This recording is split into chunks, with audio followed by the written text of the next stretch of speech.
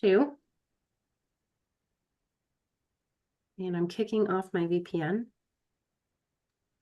So, oh, let me co-host you. Hold on. Yeah. We're already live and stuff, but let me definitely co-host you, so just in case.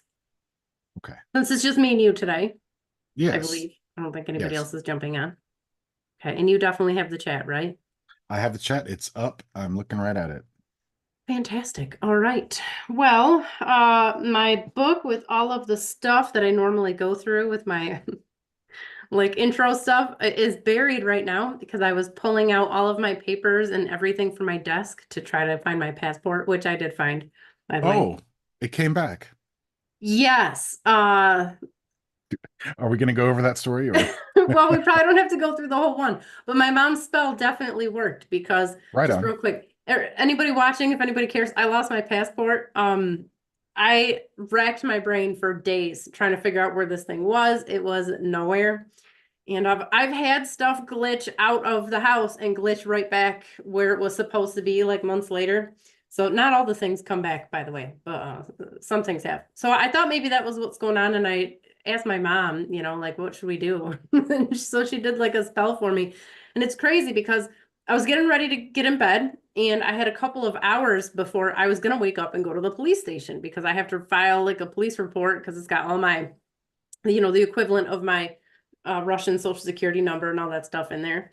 And I go to get in bed and like it pops in my head like magic. Okay, I swear to God, like it just popped in there. I had days. I walked like 13 miles the day before, and I had nothing but time to figure out where this passport was, and it never came to me. I forgot my gym membership expired, and I was gonna go this last week or something to like go and get a new one, and I need my passport for that. And I had stuffed it in my gym bag, and like at no point did that ever come up, and it came out of nowhere. Like the thought just like came back. So I definitely credit my mom's spell with that. All her spells are awesome and work quite well. So Thanks, Mom. yes, thank you. Um, okay, so today is September 18th, and Yes. um, let's see, what do we normally? It's September 18th. We're going to take a look at the Sidereal Astrology forecast. We're going to do that this week. And I did walk 10 miles today.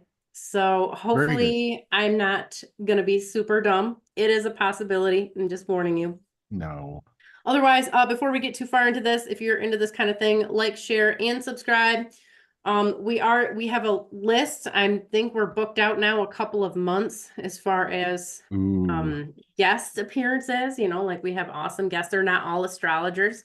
We have Friar knows some people. I've been reaching out to various people. I talked to a few paranormal investigators, some psychics, Ooh. some like just like different stuff. So we're gonna Yeah. be bringing some people like that on. That's gonna be fun. Spooky Uh, people. yeah, yeah. And then so what else? Oh, so all my information's on my website, SumerianAstrology.com. While you're on there, you can subscribe to my newsletter. I've only sent like 4 maybe in the last 3 or 4 years. I don't know. It's not been very many. But you do enter to win a free natal astrology forecast. We would do a natal anyways. I mean, I guess if you want something else, you can do that too, like astrocartography, but you probably want to start with a natal reading if you haven't had one from me yet. And what else? You can sign up for my Substack. You can also learn astrology or learn Sumerian while you're there, and sign up to join us on our Sunday meditation support group Zoom call. It is at 11 Yeah. o'clock Eastern. Yes, and it's off the chain. Is that still a thing that people say it's off the what's? Yes. We do not meditate. We do not meditate on that call. We talk No, about no, all kinds of stuff. We do talk about meditation, but we we do. also talk about everything else too. So, Friar, Yes. tell us about your stuff and where people can find you and whatnot. Oh, my stuff. Yeah. So if you want to see words on your TV, then you would go to friarpesel.wordpress. Is it .com? I think it's .com. I believe so, yes. So many appendages these days. Yes. And you can see that I offer compassionate listening, which is my primary service. And I also offer spiritual coaching, which is a service that I tend to reserve for people who've gone through compassionate listening.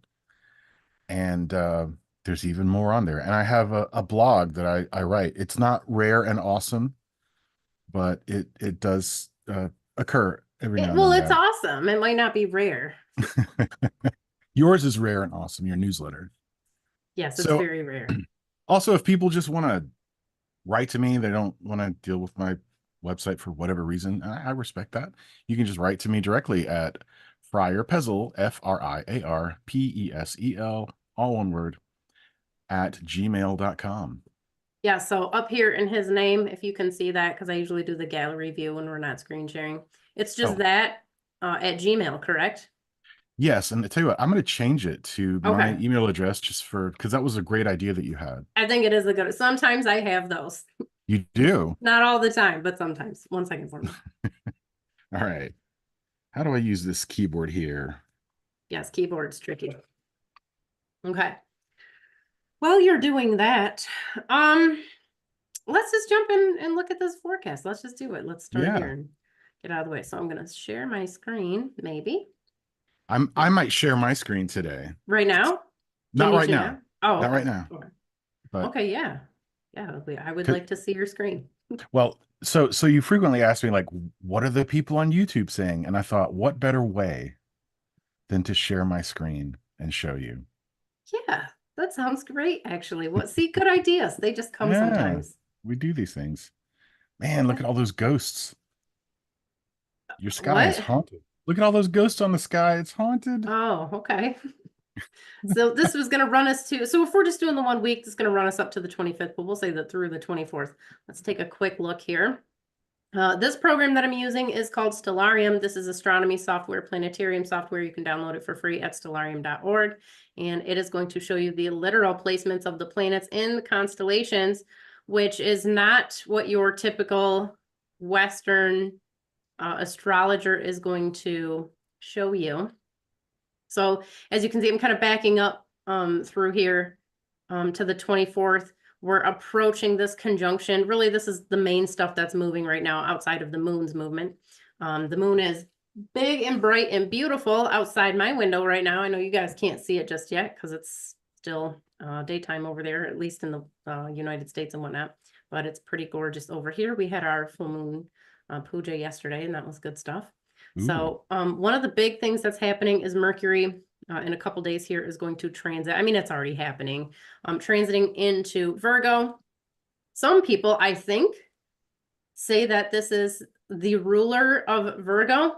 I definitely wouldn't go so far as to say it's a ruler. I think it works. I think all the planets act differently in the different constellations. You know, if you have 12 different people and you take them and put them in 12 different people's houses, we're all probably going to behave a little bit differently, right? Like in some, if we're going to the White House, we're going to be on our best behavior, hopefully, and we're dressed very well. If we're going to grandma's house, probably still, you know, on our best behavior, go to our bestie's house and we might, you know, act a fool. We don't know.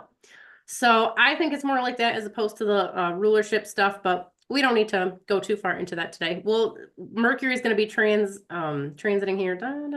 We got that Comet. I wonder if anybody will be able to see it here. Ooh, an Yeah. omen, a dark omen. This is, I believe this is the one that Pat was talking about, Prana Pat was talking about in the spring we were doing the ancient astrology course. We were recording it, which the link is in the description, by the way. He was talking about this and we covered this in one of the videos. So this will be really interesting. But this is happening obviously in the next few weeks here. But yeah, so this is going to run us right up until like the end of October, this Mercury transit. And we're probably not going to be able to see it if the sun's in the way. Are we not? Did we look at this? I feel like we looked at this in detail. Let me pull this up. Hold on. Let's see. Yeah, probably not. Hold on. Well, you're in a field. Yes, now we're in a field and there's, you know, breasts popping up over the horizon. It's a good morning already. Yeah. Good stuff. Let's back up here.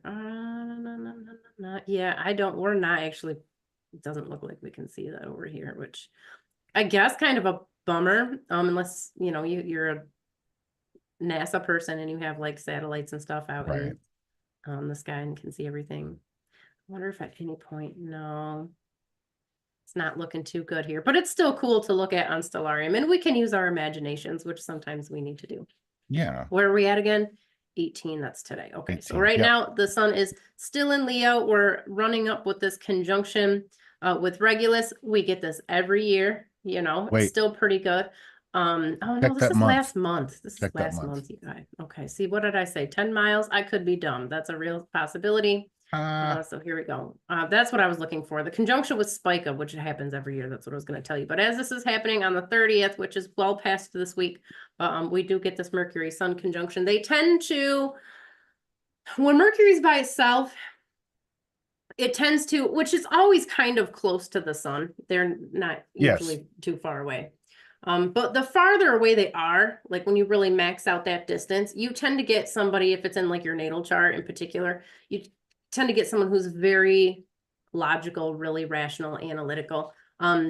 When the sun and Mercury come together, the sun kind of takes on more of those analytical traits, but it also softens the Mercury. So you get a lot more creativity. You get less reliance on, you're still, you know, it's a strong cognitive energy, but you're less reliant on some of that like strict Mercury energy, which I think is usually a good thing.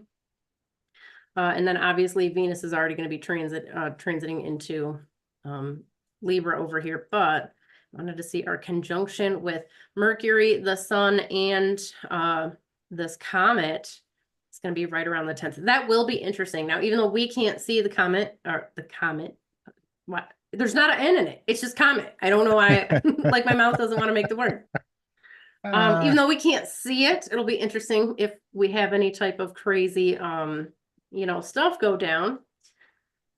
Throughout human history, comets have been associated with calamity for a good reason. You know, not always because they're hitting the earth, but sometimes that happens and bad stuff occurs. Yes, so that'll be good. No. All right. So what else? I mean, it is literally Virgo season now. Now when I see the Virgo season stuff, yes, it actually applies. It did not apply last month. Everything was in Leo. Okay. So, but it's definitely a lot of Virgo energy. I don't know. This is not good for business. I should not tell. This is why I will probably never be one of those like major big astrologers on YouTube or something, because I don't scare people and I don't sensationalize things. And there's also other stuff that affects us, like diet, seasons, weather, you know, like culture. There's other factors. It's not just astrology, you know, so we have to take those into consideration too. But I don't know, and I think we've talked about this probably in one of the meditation calls, but I'm very heavily influenced by the weather. So we could have it, not that there's a terrible transit, right? But just assuming that there was, it would probably not matter to me. It would not affect me if the sun was shining. It's a clear blue sky and just like great weather, and you know, you're just like out doing it. Like it wouldn't have any impact. So that's not something that we can see. You have to look at that locally. But as far as like if we have to generalize Virgo season, I mean, you know, hold on, let me see my actual dates. Let's back up because I don't know, you guys. I don't do numbers. I don't try anymore. I just gave up some years back, and it's actually made my life easier, not trying to remember all the numbers. So right around 12, 13, 14, you know, mid-September. This is going to run us to, now some people speculate that everything south of Spica, we're already getting into that Libra energy, but I'm going to call it right around the foot section. That's not the technical term, but basically everything out here I'm going to call Libra. So that's going to run us to like the end of October. This whole period, depending on, so if you're in the northern hemisphere, this is still late summer for you. Obviously it's the opposite in the southern hemisphere. Hopefully I said that correctly. And you know, what do you do in late summer? Like, what does everybody do? Like, it's harvest season, you know, like, so we have like earth activities. So end of late summer, what are we? End of late winter in the southern hemisphere? Yeah. Yeah. Okay. I've never been to the southern hemisphere, I don't think. Me neither. So even the thought of looking at the sun in the wrong part of the sky, I get like some sort of anxiety about it. Like I have no desire I'm very, Right. I don't know what that is. I don't know if that's like a phobia. I don't know what if that's a real thing or it's just, I'm weird. I don't know. So yeah, so that's what's going on. Virgo season in a nutshell. Virgo So, season. yep.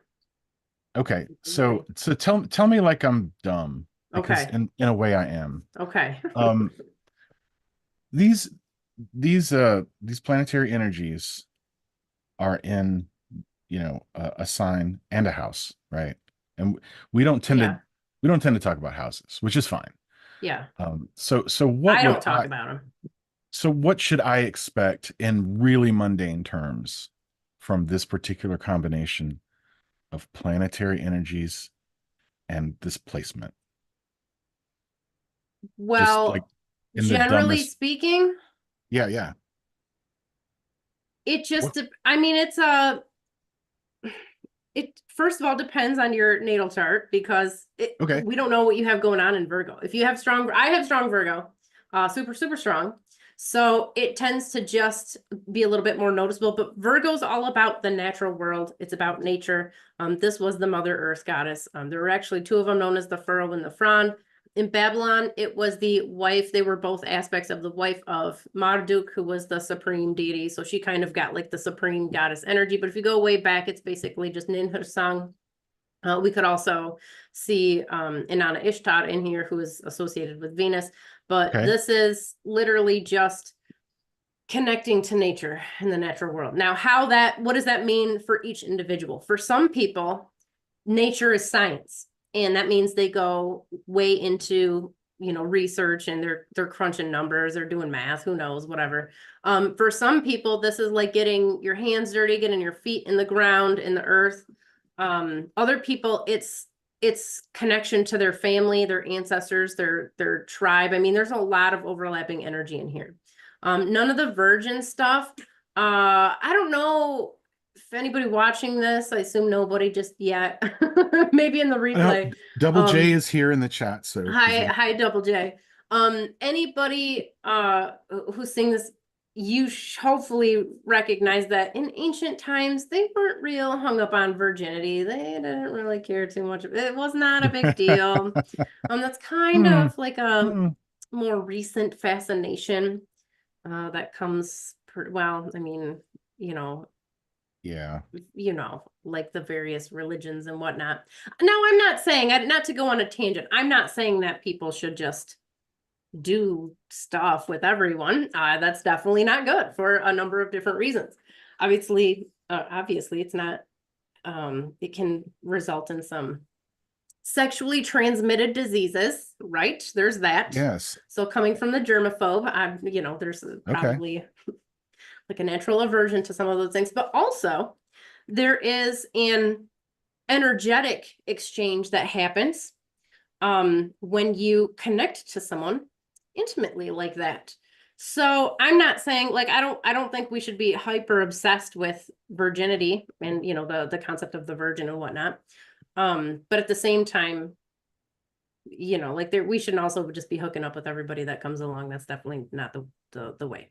I could probably, I don't think anybody's done this study. If I had some free time, I might try to do it. I can tell you with some anecdotal evidence. I've talked to thousands of people over the years in various types of readings. In Wow. every case, somebody who is very promiscuous or they just, they don't put value into that. They're usually very fractured psychologically. I don't know that that's the Okay. technical term. Double J might have something to say about She, this. yes, Double J might. And if it Um, comes up in the chat, I will let you know. okay, yes, please do. But yeah, so they tend to. I was not expecting to have this conversation Oh, well, today. it's okay. As you can see, I was trying to, extend and continue the conversation so that, Yeah, no, it's good. yeah. It's a weird conversation to have because it's kind of in Western culture now, it's kind of a taboo. Like you're basically, what's the word, slut shaming? Like if you say Yeah. like you can't just be a promiscuous, what were the words that we used to like hussy, what were some of those? Yeah. Goo Goblin was my least favorite. Oh, I've never heard that one. That Yeah, is that comes interesting. Comes from the many charms of my dear brother. Oh, yeah, that's a good one. That's a Yeah. good one. Again, I would like to make a distinction between your average person, male or female, and the type of person, you know, like the Gen Z sort who like is just on Tinder all the time and you know, like it's just a hobby to just go hook up with someone. Yeah. They don't realize like you, and I don't know if I even have like the authority to have this conversation. Like I'm not You're the boss like of this channel. I'm delving into metaphysics and you know like religious bias and spiritual you know bias and whatnot. So I don't know, but I'll just say my experience with this is people like you once you have a sexual experience with another human being. Okay, there's an exchange of you know fluids Mhm. and creative fluids and whatnot. See, Yeah. we were not prepared for this conversation. The ancients were. Yes, you're now connected on a physiological level. I have read some studies where we see this like changing DNA to some extent, although you know there's not a lot on it. I mean, you really got to dig to kind of find it. But I have seen from like a psychic standpoint and a spiritual standpoint that people become very broken. Like the more you have that experience with, I'm not gonna say like giving yourself away. I remember in like Catholic school, somebody described it like, oh, like a woman's like a sticky tape, and like after so many uses, like the stick goes away. Like that's really messed up. Is that It's like a pair bonding problem? I don't know. I don't know who came up with this goofy idea. I've heard it in like evangelical circles Yeah. too. Yeah. That's not what we're talking about. What we're talking Okay. about is um intercourse is a sacred spiritual activity. You know, so is dining.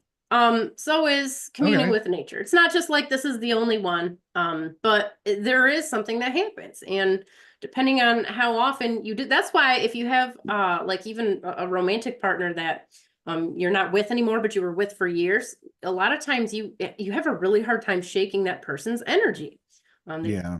Like it's just difficult. So kind of one, I'm like definitely I'm dodging so many Yeah. taboos here. Like I don't want to Sure. go too far off the rails, but why did we even start? Because we were talking about Virgo and the Virgin. Yeah, all that Virgin Yes. stuff comes from basically early Christianity. They didn't have quite the fixation in like classical terms. So most of this comes from like third century and stuff. Um, and I mean, there was an association with the Virgin Mary, which on its own is kind of ridiculous. If we Mm, really want to talk, like it's not necessary, and it's a mistranslation. Um, she okay. just wasn't she wasn't a virgin. She was an unmarried woman. But again, you know, we're playing with translations, and things can definitely go awry. Um, you know, see Yeah. Zecharia Sitchin for examples of when translations go terribly, terribly wrong. So on that note, I did start reading or listening to rather Von Daniken's book. What was that one? Chariots of the Gods. I think I'm like, Yes. I don't know how much I have left. Let me check Estatuscos. quick. It's actually pretty good. I It was is. It's a fun book. If nothing else, it's a fun book. yeah, You I know? mean it's not okay, so he gets a few things that I can tell are wrong, right? So I'm not the expert on the Mayan calendar. I know nothing about, you know, some of these sites from South America. That's not my realm of expertise, if we can even say that I have a realm of expertise. But he said well, let me tell you, hold on, I'm curious how far into it I was. I only have 35 minutes left. I listened on Audible when I was walking my 10 miles today. So yeah, so that makes a lot of sense because he kind of goes off the rails towards the end. Speaking of going off the rails, let me pop this up real quick. Oh, what does he talk? Oh, Oh, one of the things he says, he says he does not talk about the Sumerians too much, which I was surprised. For some reason I was thinking that it was going to be one of those, you know. He asks a lot of questions. By the way, if you guys don't know, ancient aliens, the whole ancient aliens things, Von Daniken was like one of the people who basically made this mainstream. yeah. Yeah. He's on Ancient Aliens on the History Channel, like every single episode. He's on every Ancient Aliens documentary. Like I'm sure everybody who's familiar with that genre knows who I'm talking about. So I was expecting another Zecharia Sitchin, which, why do we say Zecharia? It's not. It's Zecharia. Why do we, like, does Okay. anybody know? I don't know. I don't know. Okay, well, that's fine, I guess. I don't know either. Sitchin. Sitchin, Yeah, yes. he's that dude's out of control. Well, he's dead now, so he's not out of control. So but his books are out of control. Which they're great and from like an entertainment standpoint, and he's a good writer. He paints a good story, and but they're not accurate for sure. Now, Chariots of the Gods, so far, I only have 35 minutes left. I'm definitely towards the end. Okay. Because he's like wrapping up his theories and whatnot. He's talking about UFOs at this point, which he's saved till the end. But he asks a lot of questions, and he asks legitimate questions. Now, this version of the book, it's like I don't know, he did the preface and like or like the audiobook version introduction in what 2011 or something. So some of his initial claims and ideas, obviously over time, some of that stuff, rational explanations come to the forefront, and he admits to some of those anyways. But at the same time, a lot of the stuff has yet to be there's not a satisfactory reason for it, you know, like talking about, like, still nobody knows how they built the pyramids. Okay, still nobody knows why we have the Nazca lines in Peru, like, just Yeah, and those are fun. yeah, like nobody has a good answer, and all the answers they come up with are very mundane and kind of silly when you put any amount of thought into it. Like, yeah, maybe they just wanted to do some artwork, but that's a lot of artwork, and one person's not, just a bored artist Right. out in the middle of nowhere with no food. Like, these are pretty big construction projects, So so far it's good. In that I can't debunk much of what he said. The stuff he does talk about, the Sumerians, he talks about like the Epic of Gilgamesh. I have no fault with anything he said. He wasn't trying to, like Sitchin, he doesn't try to make goofy cases about the translations and say like, yeah, this is a depiction of a spacecraft. He says, like, if you look at the Assyrian images, you're familiar with the wing discs and Yeah, stuff, yeah. right? And Right. I mean, those are very intriguing. Yes, they could just be depictions of the planets. Sure, some of their descriptions of the planets moving around could be depictions of just planetary movements. Could they also be, spaceships? I don't see why not. He does go through the biblical text. Now, I don't know. One of the things that I don't like, and it's not his fault. I mean, the book would be 3 times bigger if I had my way, because I want to know all your sources so I can go and look into them. I don't know if he's reading like the Hebrew version. I don't know like where his Sure. translations are coming from, but he does go through like all the quotes and stuff from the Bible. And who is it? Ezekiel, legit, in any translation you get, goes to heaven in a fiery chariot. Like, I mean, I don't know how much more if we're gonna use this as a metaphor, it seems I, like a really out there metaphor to use, right? There's a lot of other ways that we could probably well, say that. I think that harkens back to the older like Hecate literature, the Merkaba literature. And I have lots of words to say about that. But before I do, if I do, Double J has a double post in the chat, so I shall read that. Okay. She says, "You are correct. By having multiple partners, you share and attract unwanted energy. Think of the chart that shows how you are connected to all the people they have been with." So I assume she means like some sort of like chart where you Like would a connect family tree of hookups, like a family tree of disease vectors, or however you want yeah. to, Yeah. or energetic disease vectors perhaps. She also says there is a very intensive process to retrieve those parts.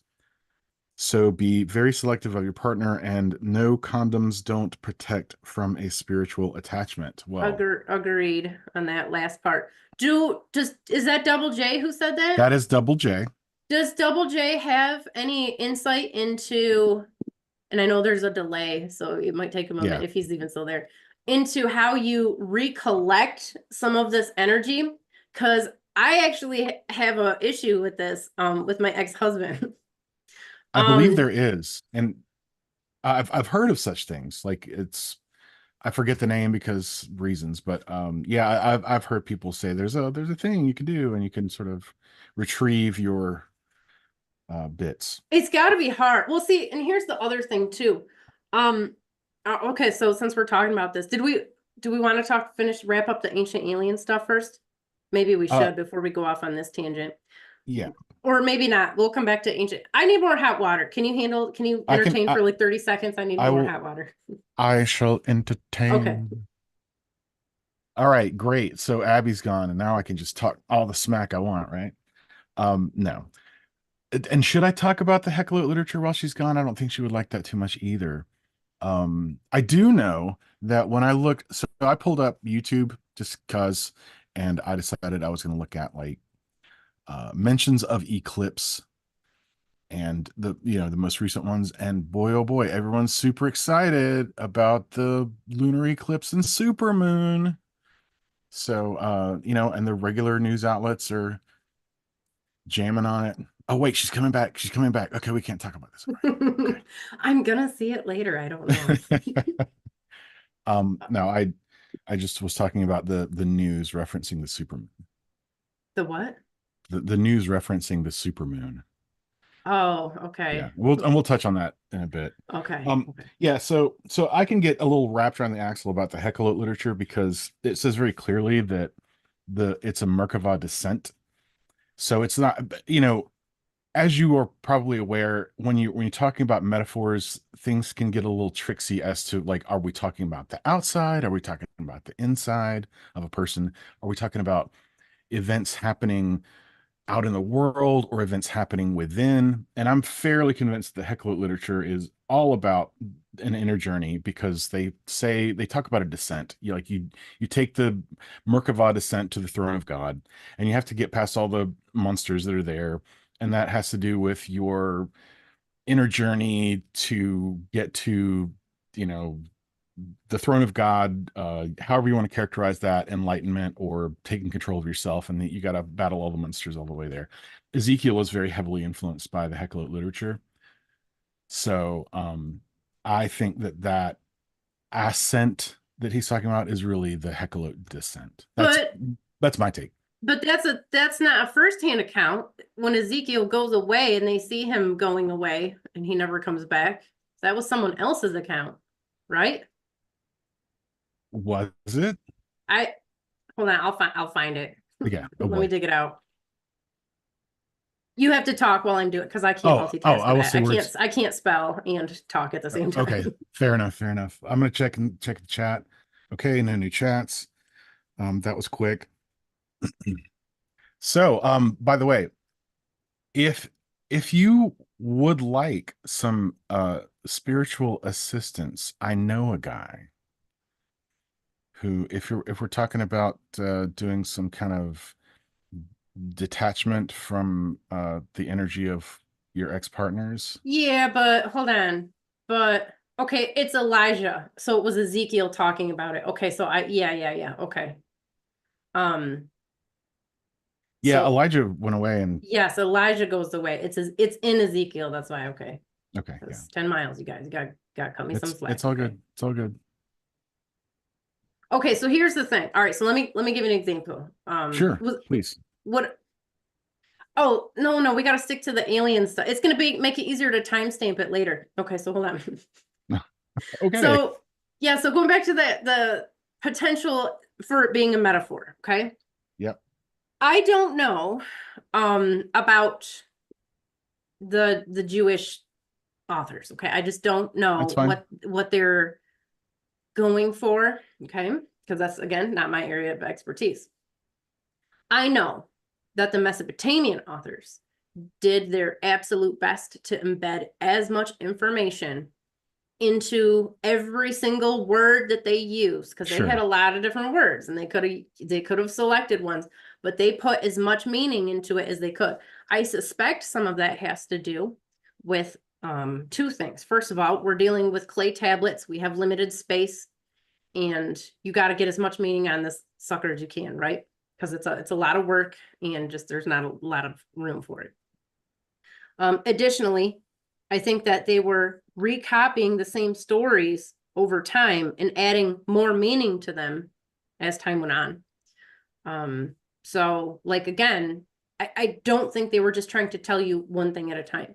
So I think it's very possible that when they talk about, what's like a good example? I don't know. My brain's melting. When they're okay, so when they're talking about Jupiter, okay, in the Erra epic, when Mars goes to Jupiter and he's basically trying to convince him to leave his station, leave his home, and like go fix his lordly diadem, which has been sullied by who knows what, we're not sure. They're talking not just about potentially two archetypal figures, two gods, trying to explain some natural phenomenon, but they're also talking about something that they viewed astronomically with these different astrological shifts and transits, which I go into in depth, as you know, Friar, in my course. The Mesopotamians talked in code all the time, especially astrological code. Like, so much of their writing was actually astrological in nature, but that's a whole big conversation. So I think it's possible that the Jewish authors would have probably, you know, writers all over the ancient world, they were probably, I don't see why they wouldn't try to embed as much meaning into every single thing that they possibly could. Yeah. So could it have been a metaphor? Absolutely. Could it have been a UFO? Why not? I've seen UFOs. I don't have any trouble believing in them. I've said before on here many times, I think at this point, that I have no problem with the idea of ancient aliens coming to Earth and, you know, messing with human DNA or something. I just don't think that happened in Mesopotamia, and like, you know, humans as they are now just kind of sprung up with all of their knowledge all at once. I think this has been, if that's what happened, it probably happened hundreds of thousands, if not, you know, like a million years ago or something. So could we still be retelling those stories over and over again? And even into, you know, the last couple thousand years over in South America, like with the images in the Mayan temples and stuff? Sure, absolutely, why not? And of course, if they don't have that concept of time, they're going to describe it like it just happened recently, like, and you know, like, oh yeah, our people totally remember this, even if it's just something, that knowledge that they inherited from their ancestors. But like even the Native Americans have stories about the, you know, the space brothers coming down from the stars and whatnot. So it's a pretty common theme. It just, when did it happen? Probably, you know, like, who knows? Okay. Right. And the reason I say this is because I read, you know, a lot of texts like the Zohar, and they explain these things in more esoteric terms. And so they'll, especially if you find a especially strange story in the Old Testament, frequently that's a coded story that has nothing to do with what happened on the ground. They'll say, oh no, that's not what this is about. This is about placements on the tree of life, or, you know, and your internal battle with the so-and-so. And I hear that so many times that I'm like, okay, all right. I will assume, my first assumption is always going to be, this is some allegory talking about archetypes and talking about specific, you know, bits, and it's meant to teach you about yourself. That's my go-to. Yeah. Without wholesale rejecting, although in a way I'm drawing a line, because I'm like, okay, I'm going to ignore the potential for this to be a real thing in like real physical reality. So you are drawing the line. I am drawing the line in so much as how do I put this? I'm rejecting it, but not like saying it's a falsehood. I'm just saying I'm ignoring it.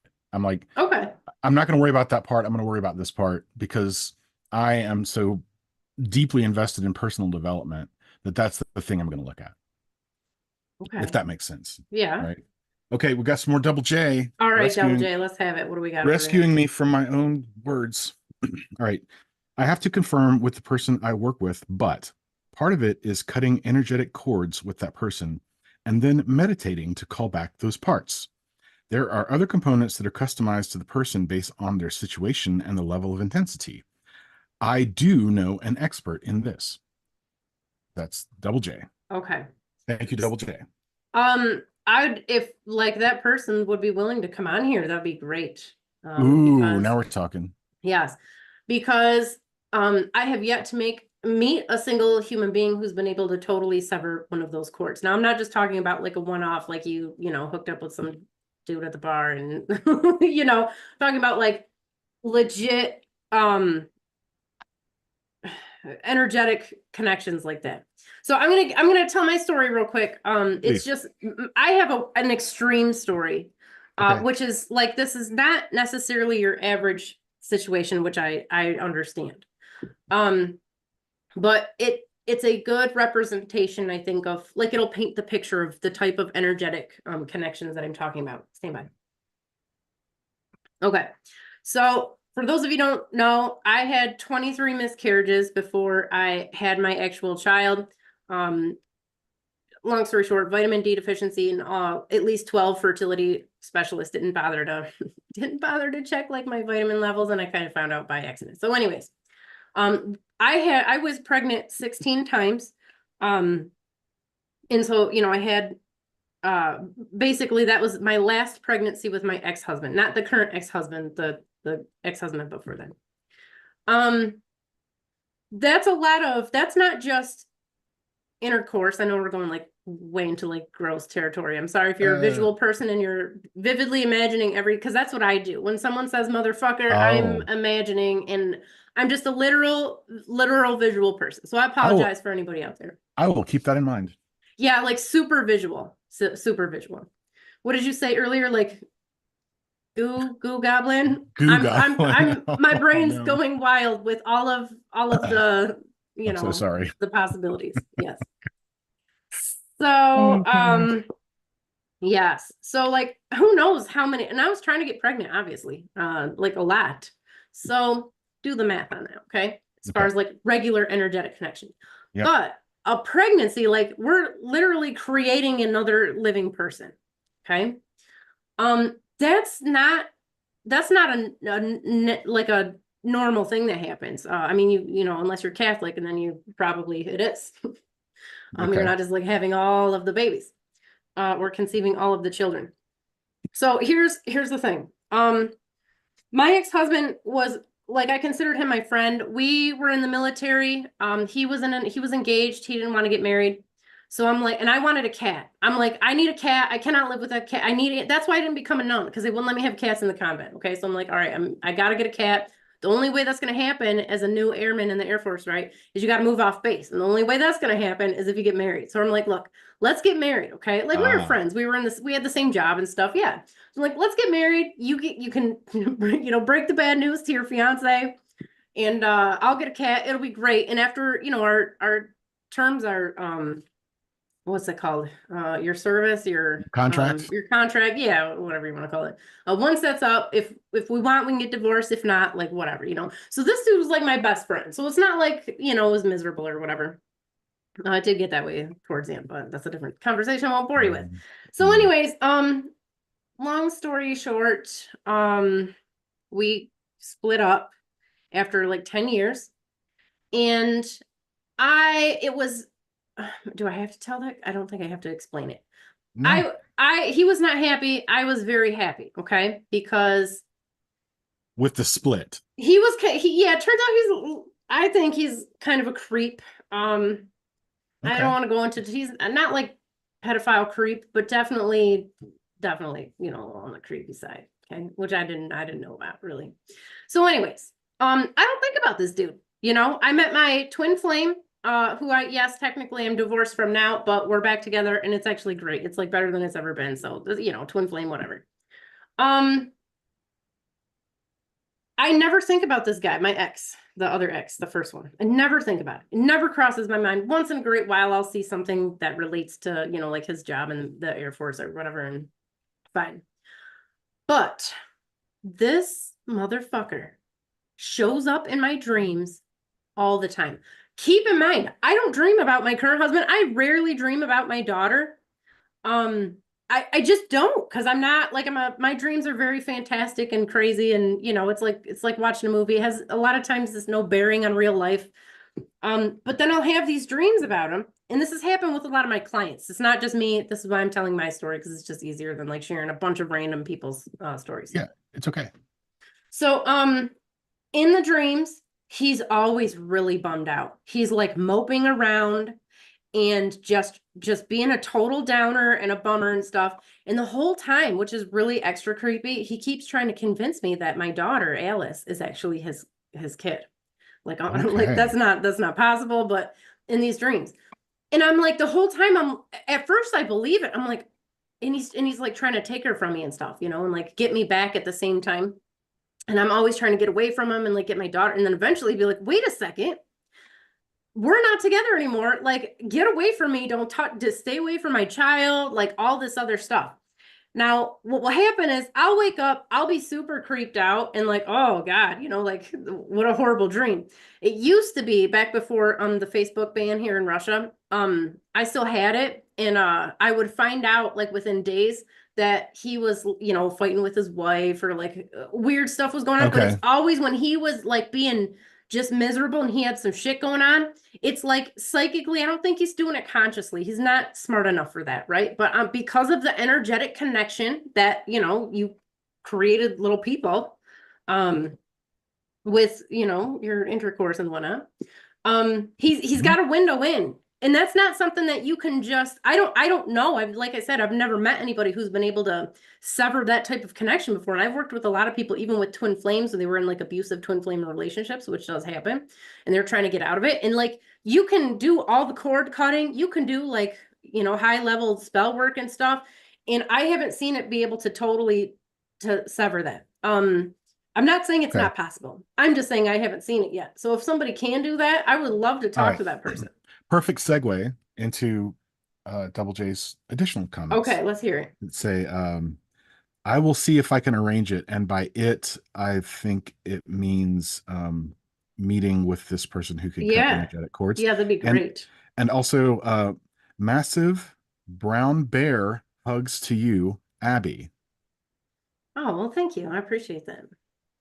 I appreciate that. Dead air, dead silence. It's too Sorry. quiet. Sorry, I need to reply to someone who's Oh, okay. You're good. for whatever reason, people want to talk to me right now. Well, what do they gotta say? Is it private information? Because they probably don't want to put that in the chat if that's what's happening.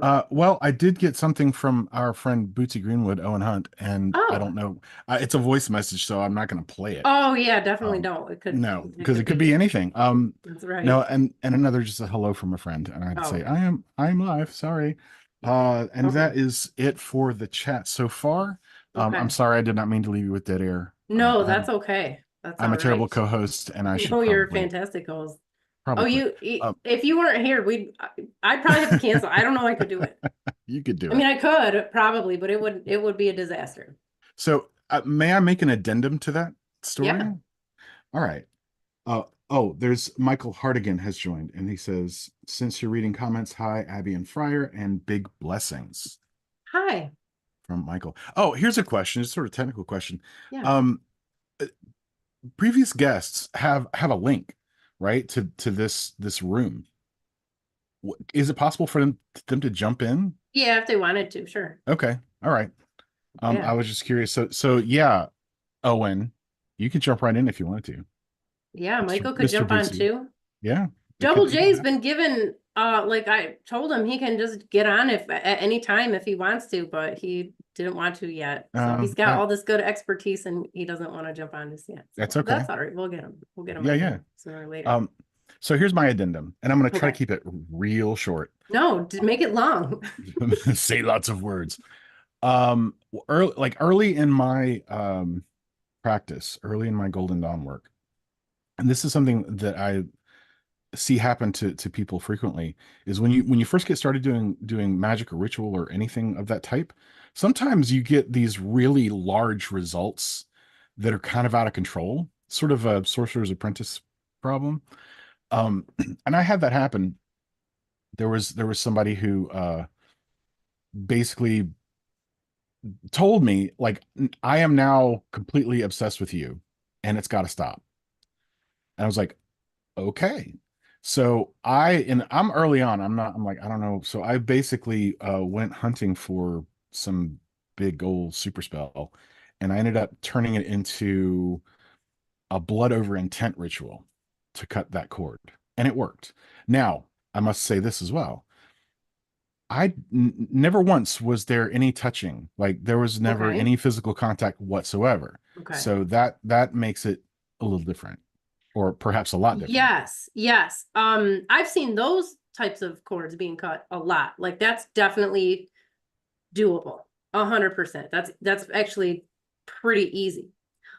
But that goes back to, okay, so not to go into, another another tangent with like Well, Tantra we and have time. like Kashmiri Shaivism in particular. Okay. But like from a tantric standpoint, I don't know if you know if have you ever looked into it? Do you know anything about it? Into Kashmiri Shaivism? Well, yeah, and like in Tantra and like the whole, I like Shakti movement like and I would say, knowing how much I studied Advaita Vedanta and how rich that was, that I have only the merest surface level knowledge at all of that. So you could just call me totally ignorant. okay. Well, there is a concept. Now I'm grossly generalizing because obviously there are different sects within Yes. Shaivism and like even Kashmiri Shaivism and stuff and Tantra. Um, there is a concept of, so Shiva is the universe and Shakti is the animating force behind the universe. Now they're Okay. technically the same, right? But and no offense to like I don't think we get this so much in Vaishnavism. I don't see it so much, and maybe that's why I don't gravitate to it. There's a lot of sexual energy in Shaivism. As a matter of fact, like the universe is created, like existence is created through the sexual union of Shiva and Shakti, which is why you get all these wonderful statues and like Yeah, that we're depicting, yeah. I've also seen many a Shivalingam. So That's right. Now, well, some people will tell you that, oh no, that's just it's just like a, it's not sexual at all. It definitely is. It 100% is. So those people don't, like there's, what's the word I'm looking for? There's some prudes, in all religions, and they yeah, definitely yeah. got them in Hinduism too. So in like Kashmiri Shaivism in particular and Tantra, like we don't play that game. It's sexual, and we're not going to hide from that. As a matter of fact, um, in some sects, there is the idea that to become an initiate, like there is required a sexual union with Shakti, which means Shakti is, embodied in all females. And so, like it goes beyond the normal idea of like, yes, we have this sacred union between a male and a female, and we're creating from this, and it goes to the next step and be like, no, at a certain point, enlightenment comes from having this union. Okay. So, Double J, I think we had talked a little bit about like interest in these areas. If I didn't mention any of this to you before at any point in conversation, like this is definitely an area of interest that I think like when we're talking about the divine feminine and stuff, or anybody out there, not just Double J, this is definitely something to look into. Excuse me. So as far as when we're talking about energetic connections and bonds and whatever, and all these different ways that, if somebody grabs your hair, technically now they have an energetic connection to you. That's why they can take it and go do like spells on you and whatnot.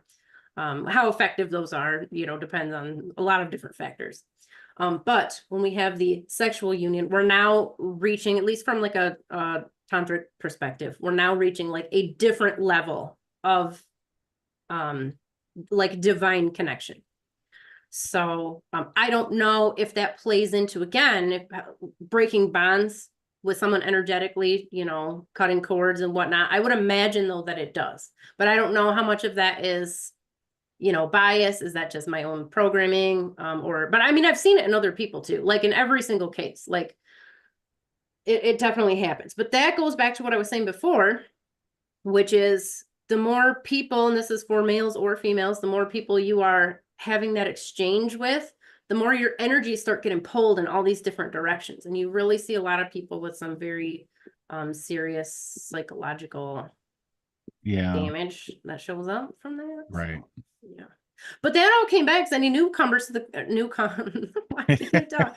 Newcomers to the conversation. We were talking about Virgo because it is technically Virgo season, and we were talking about the Virgin and just how kind of silly that the whole like thing is. I saw somewhere many years ago when I was first studying astrology that they said like, oh yeah, a strong Virgo in your chart can go mean you're either like super brutish and virginal, or you like to do, you're like totally on the opposite and like to do a lot of sexual experimentation. So I haven't seen any of that anywhere in there. I don't get that. Like I looked for it. I tried to do readings with that information and it sucked, you know, so I just scrapped and like, okay, Okay. that's not working.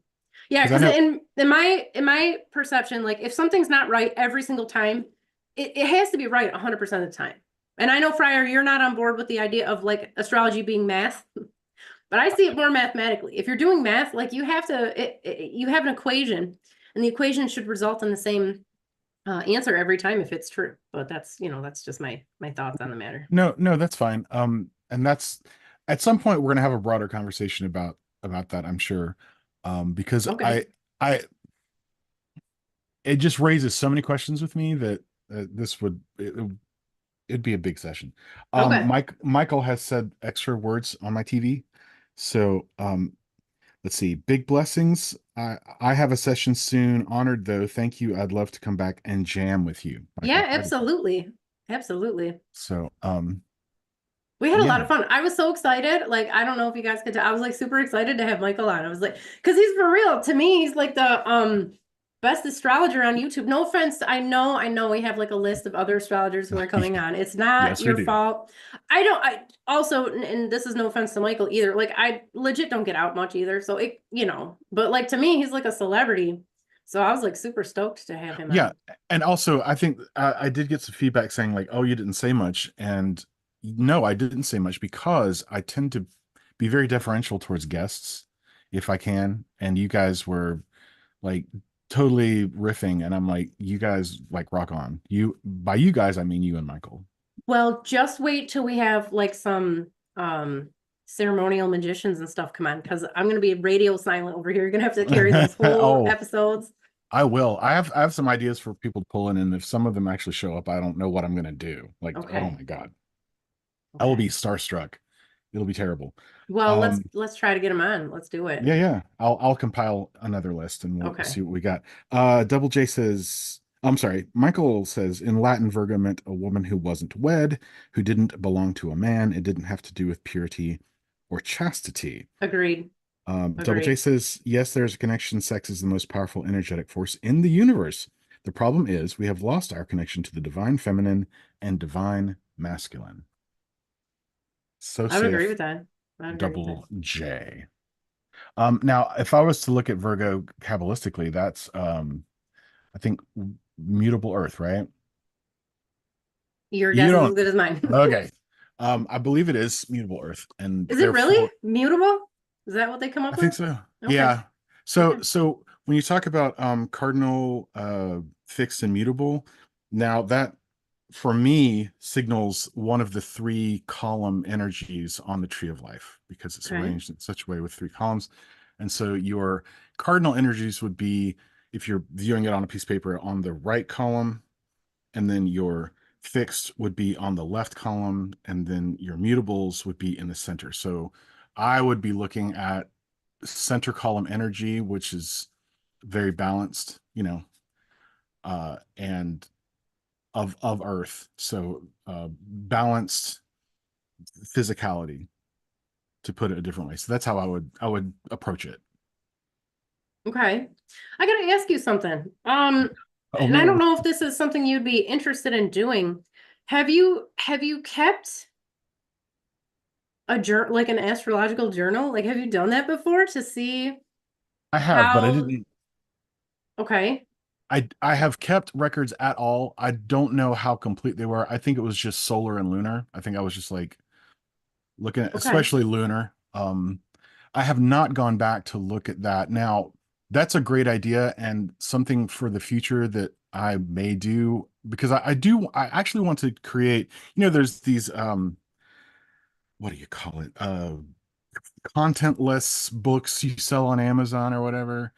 Um, I would like to create a journal that has, it's sort of, lots of little ticky boxes and places that you can put things. So just to make that kind of journaling easier for people and for myself. And I would definitely include some planetary bizzo. You got to make it on Canva and then you got to sell it. That's what I would do. Okay, good. That's what, yeah. As So long, yeah, we just got to be on the same page. Yeah. yeah, no, we're on the same page. I'm totally with Coach Abby on this one. Okay. What else? Michael Hardigan says, "Gotta go. Thank you for such kind words. I'll Bye, be back." Michael. Double J says it has been replaced with a dark version of both that has degraded the power and beauty of sex. All types of videos, says hi. Michael Hardigan also said that came later in the 13th century with the church, and I guess that meaning purity or chastity associated with Virgo. So Yeah, I think it came earlier than that, but that's when it probably would have like been canon at that point, like it yeah, was yeah, 100% in. yeah. So yeah, the chat's a little lively today, which is exciting. Yeah. Yes, I will be creating more things, products, services, what have you. It's just, me doing it at my goofy, slow pace. And but Take your time. I'm kind of happy with my goofy, slow pace because I look back and I'm like, oh, I've actually made kind of a handful of things now. So it's not a bad Yeah. thing. I've been slowing down a lot too and noticed that I'm much more productive. I know like that's what people say, like, like what are you so you guys may not know, I'm a fan of Rich Litvin, Yes. coach extraordinaire, whatever.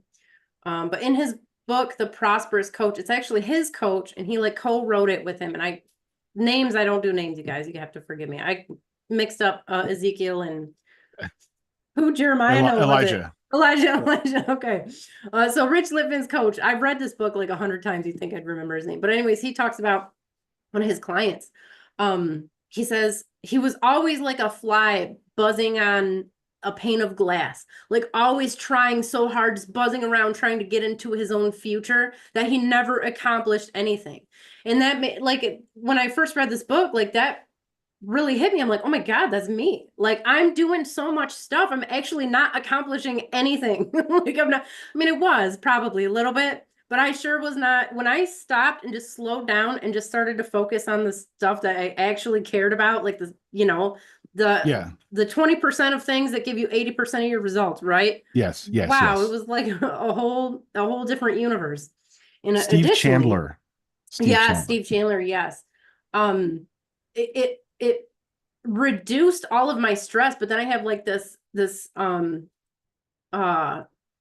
like psychological hang up about it. Like if I'm not stressed and working myself to death, I'm not a good person. I'm not, I'm disappointed. Like then I had to deal with that stuff, which I did, which was great. So I'm done with all that bullshit. I'm not going back. So there's a term for that when you turn a propeller in the water too fast, and I cannot remember the name of it, but there's a term, and I think of it like that. If you turn a propeller super fast in the water, it no longer actually propels the boat.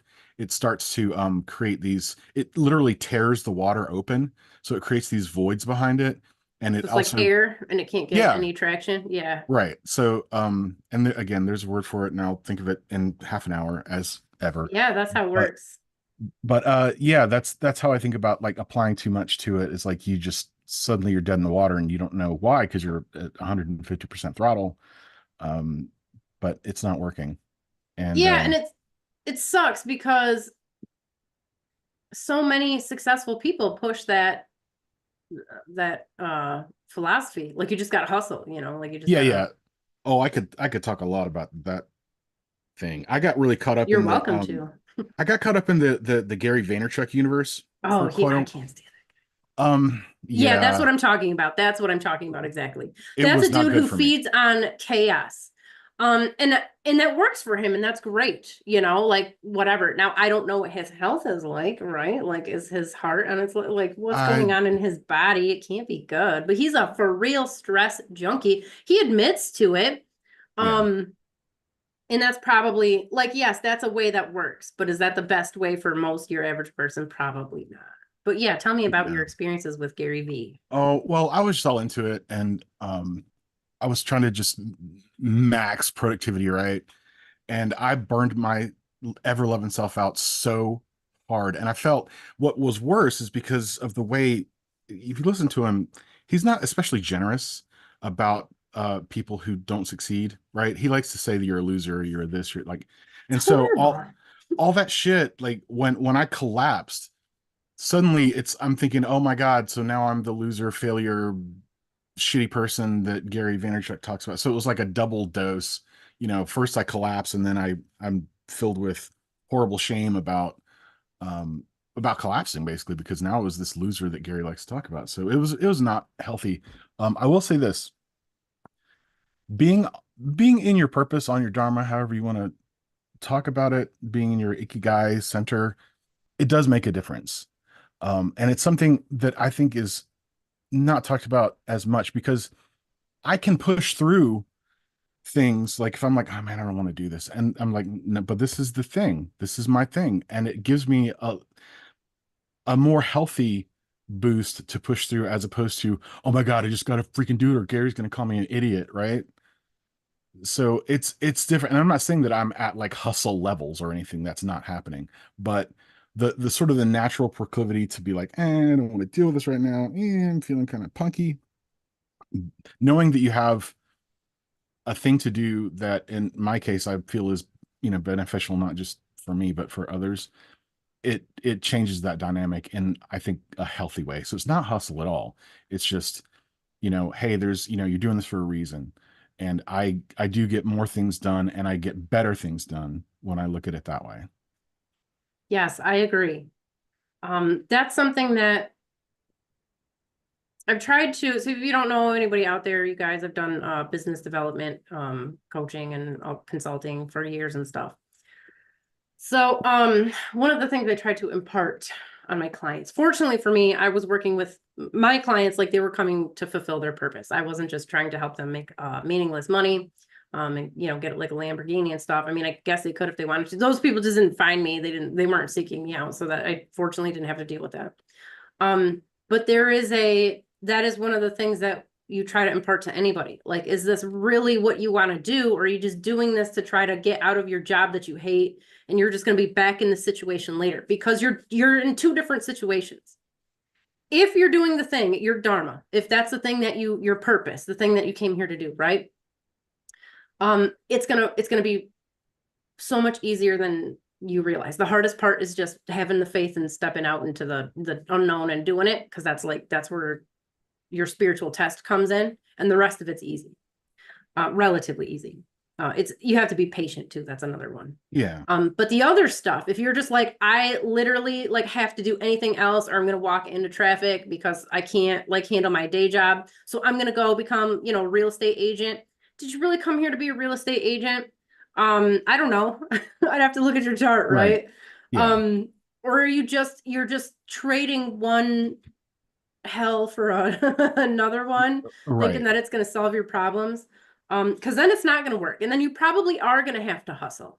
So if you're hustling because you have to, you're probably still not where you need to be. And that's okay. At least you're in the process of like, you're not just slaving away for somebody else and fulfilling somebody else's dreams. Right. And that's an important point, because everything is set up for you to feed into somebody else's idea of a good time. I Yes. look at the world, and it's like, man, this is just set up to, everything I'm looking at is set up for someone else to succeed. A very tiny majority of people to scrape off of this, and we're sold this idea that no, it's good. And boy, I could get into that, but I shall not. Why I shall not? not. Why are you dodging out of all these awesome conversations? Speaking of, is Bootsy Greenwood still in the chat? I don't think he was ever in the chat. Oh, he sent you a message. He Okay. sent me a personal message. He wanted me to check something out, which is very, Well, very kind of him. Um, yeah, I forgot. okay. No, I lost my little. Well, let me redirect you to a new conversation. Okay. Okay. You're Okay. not, I don't think that this will be a good conversation, but Oh, Okay. Cool. I started it has to be had. And we might I was asking if he was in the chat or anything, because like you guys had talked about that Prometheus Rising, right? Like that's the name of the book. I hope I was Yeah, reading yeah. the right one. Yes. Okay. And I would like to know, before I give you some thoughts and stuff, and because you recommended it and everything.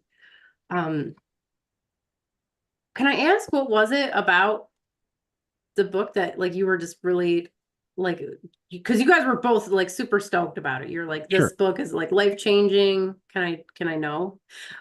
I would like to know, but also can I get some context at the time of life you were in? We can't ask Bootsy Greenwood Sure. because he's not on, but you're here, so I'd like to know where you were coming from at that point. Because It's everything hits differently depending on what's going on in your life, right? it does hit differently. Wow, that's a heavy question. And you don't know that it's a heavy question, or maybe you do. Um, You don't have to go into like super personal I won't. details, but like I would like some general, My you know. my my brain was all over the place. I had a massive tragedy that you and I have talked about in private, and I was scrambling.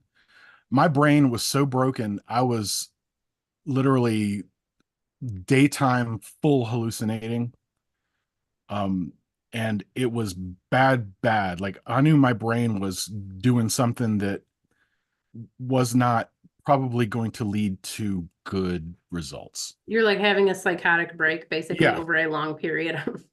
Well, yeah, I mean it was not cool. And so the book, what it did for me was to put language to certain ideas and experiences that I was having at the time, and it kind of reeled me in, you know? It was like, here are some things that can happen to a person if they go through a rapid brain change event, which is the way Robert Anton Wilson puts it. And it was nice to know that I was not off in the tangent universe, to use Donnie Darko language, right?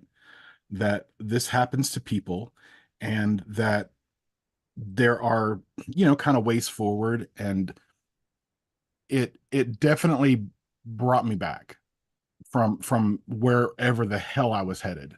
And I mean, I had intense hallucinations. Um, do I tell the story? Yeah, I'll tell the story. Okay, it's up to you, Um, whatever you want. no, I was done with life. I was like, I was tormented constantly. I felt horrible. Life had no meaning. And if life, here was the Procrustean bed that I was being tormented on, was like, if life has no meaning and everything's random, then that's fucked up. But if life does have meaning and this is all to a purpose, then what I just went through is a weird, horrible torture that, if it's intentional, then fuck you, God. Right. So I was stuck between like evil God or meaningless existence.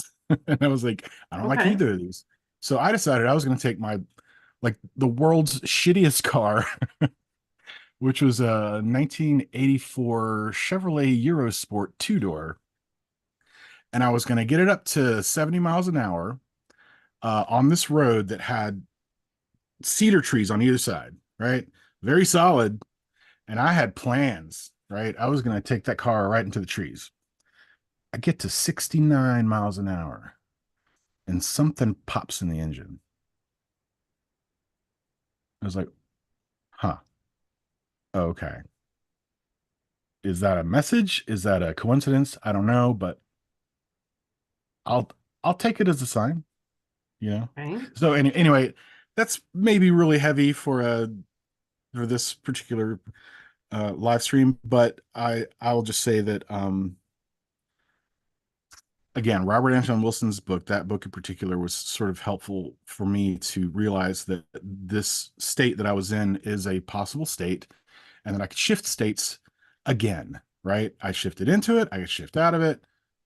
I could go to a different reality tunnel. I had more control than I thought, all kinds of things like that. Now, go ahead and give it to me Well, in the face. no. It might not be okay. It's not going to be as bad as you probably say. I'm only halfway through chapter 4. Okay. So I don't think I've come to the parts that have you know, had this experience with it that were life-changing? But I doubt, based on what you're saying. How did you come across the book itself? Like, how did you find it? So at the time, the people I was hanging out with were really into Robert Anton Wilson, and they're into the whole Bob Dobbs thing. And there's a sort of a subculture, the Discordians, and they were really, really into it. So I was handed a copy of Illuminatus, and I read it, and I liked it, and I found lots of cool ideas and references to things. And so it was one of those nexus books, right, that just leads you in all kinds of directions. Okay. And I decided I was going to read more of Robert Anton Wilson, and so I decided to read his nonfiction, and that book was recommended, so I grabbed it. Okay. Okay. Do you know, because I don't know anything about him except what I heard you guys talking about. What's like his background? Robert Anton Wilson, he's a writer, but Yeah. he was really into Thelema, I think. I'm Okay. pretty sure. And other sort of lodge-based things for a while, but he studied all kinds of things. He's a nexus because he took in information from all over the place. So Um, he's not like a doctor or something? He's not like a, I don't think so. okay. Okay. I mean, All right. I just needed some context before I had this conversation with you. yeah, So yeah. we had great weather and I was like, I'm going for a walk today. Okay. So I walked for 4 hours and I did my 10 miles or whatever. Now, I started out, so as you know, I listen to Audible because that way I can do things like go for a walk. I don't like to sit down. I have a standing desk. I don't know if you guys can tell over there. I don't sit down except to pee, like just to be crass about, but like that's it. And then I go to sleep at night. So I'm up. I just don't like to sit down and like read or something. So anyways, I'm listening to this book. First of all, set me up for failure, okay? Because the narrator sounds like Tony Soprano. Um, Oh, like cartoonishly bad. Now, I heard the guy, I haven't looked up who actually is doing the narration, but I'm wondering if he's like voice acting because I hope it's not the actual guy. It's even like this was written forever ago. It can't be the actual guy. it could Right? be. Why? Robert Anton Wilson has kind of a heavy accent, Like what kind of an accent? like Northeast quarter maybe, or maybe some Chicago in there. I'd have to. It might, okay, well, it might be that guy, but it was so distracting and off-putting. What was the first word that I caught it? Alternative. It's like, Yeah, that's this is not an alternative universe. I'm like, okay. oh my God, like, can I do this? You know, keep in mind, I just got done reading Morphic Resonance, you know, Dr. Rupert Yeah, Sheldrake. So yeah. like I'm coming right off of that book where it's like all research. And then I'm listening to this and I'm like, no, I love Friar. I'm doing this for him. Okay. I'm gonna Oh read this whole fucking book. I'm gonna listen man, to it. it could be him. Um, It could be him. okay. I will have Do to you, check and won't it see. tell you? Doesn't it say who the? It probably, but that like I don't want to like click on it and accidentally start watching it right now. Hold on, let me see where we at. It'd be okay if you Uh did. read about where's my narration? Where's my narrator? Title details. What do we got here? Um, it is well, it says him and then some guy named Oliver Seaton. So I don't know which part's him and which part's not, but fuck if that's really what he sounds like because he sounds like a cartoon character of like some, you know, like straight out of the back alleys of New York City, like comic book card like character, you know, Could be him. mob henchman. I mean, that's what he sounds like. Right. Well, So he's an older guy, and accents were stronger back he in the doesn't day. sound So old. Well, whoever's reading it, he doesn't sound old. He sounds like he's doing like a character. So what okay, okay, so but all right. okay, fine. So like I'm like, no, no, no. I'm just gonna listen to because a lot of times I'll get a book and if it's got a bad narrator, I usually test them out. I didn't test it out, I didn't do anything. I'm like, no, Friar gave the pass. I'm gonna go run with it. So but like I'll usually like stop reading. Graham Hancock, not to, like side quest here. Graham Hancock wrote a fiction. It was like Night of the Witch. He's got a few of them, and like I love Graham Hancock. Like he's a great writer. Okay. He just is. But to hear, I've never heard like a nonfiction audiobook before, and it was so hard to like, it's ridiculous to listen to somebody voice acting the whole thing, and like I just couldn't do it. So anyways, back to the story. So I'm walking, okay, and I made it, like I said, made it through halfway through chapter 4. And I had to stop because I was getting like agitated, and I switched over to Chariots of the Gods, and it was like, oh, I'm like back in like comfortable territory here. We're talking about, ancient time and whatever. So, but then I'm like, I try to figure out, like, as I'm listening to this guy talk, Yeah.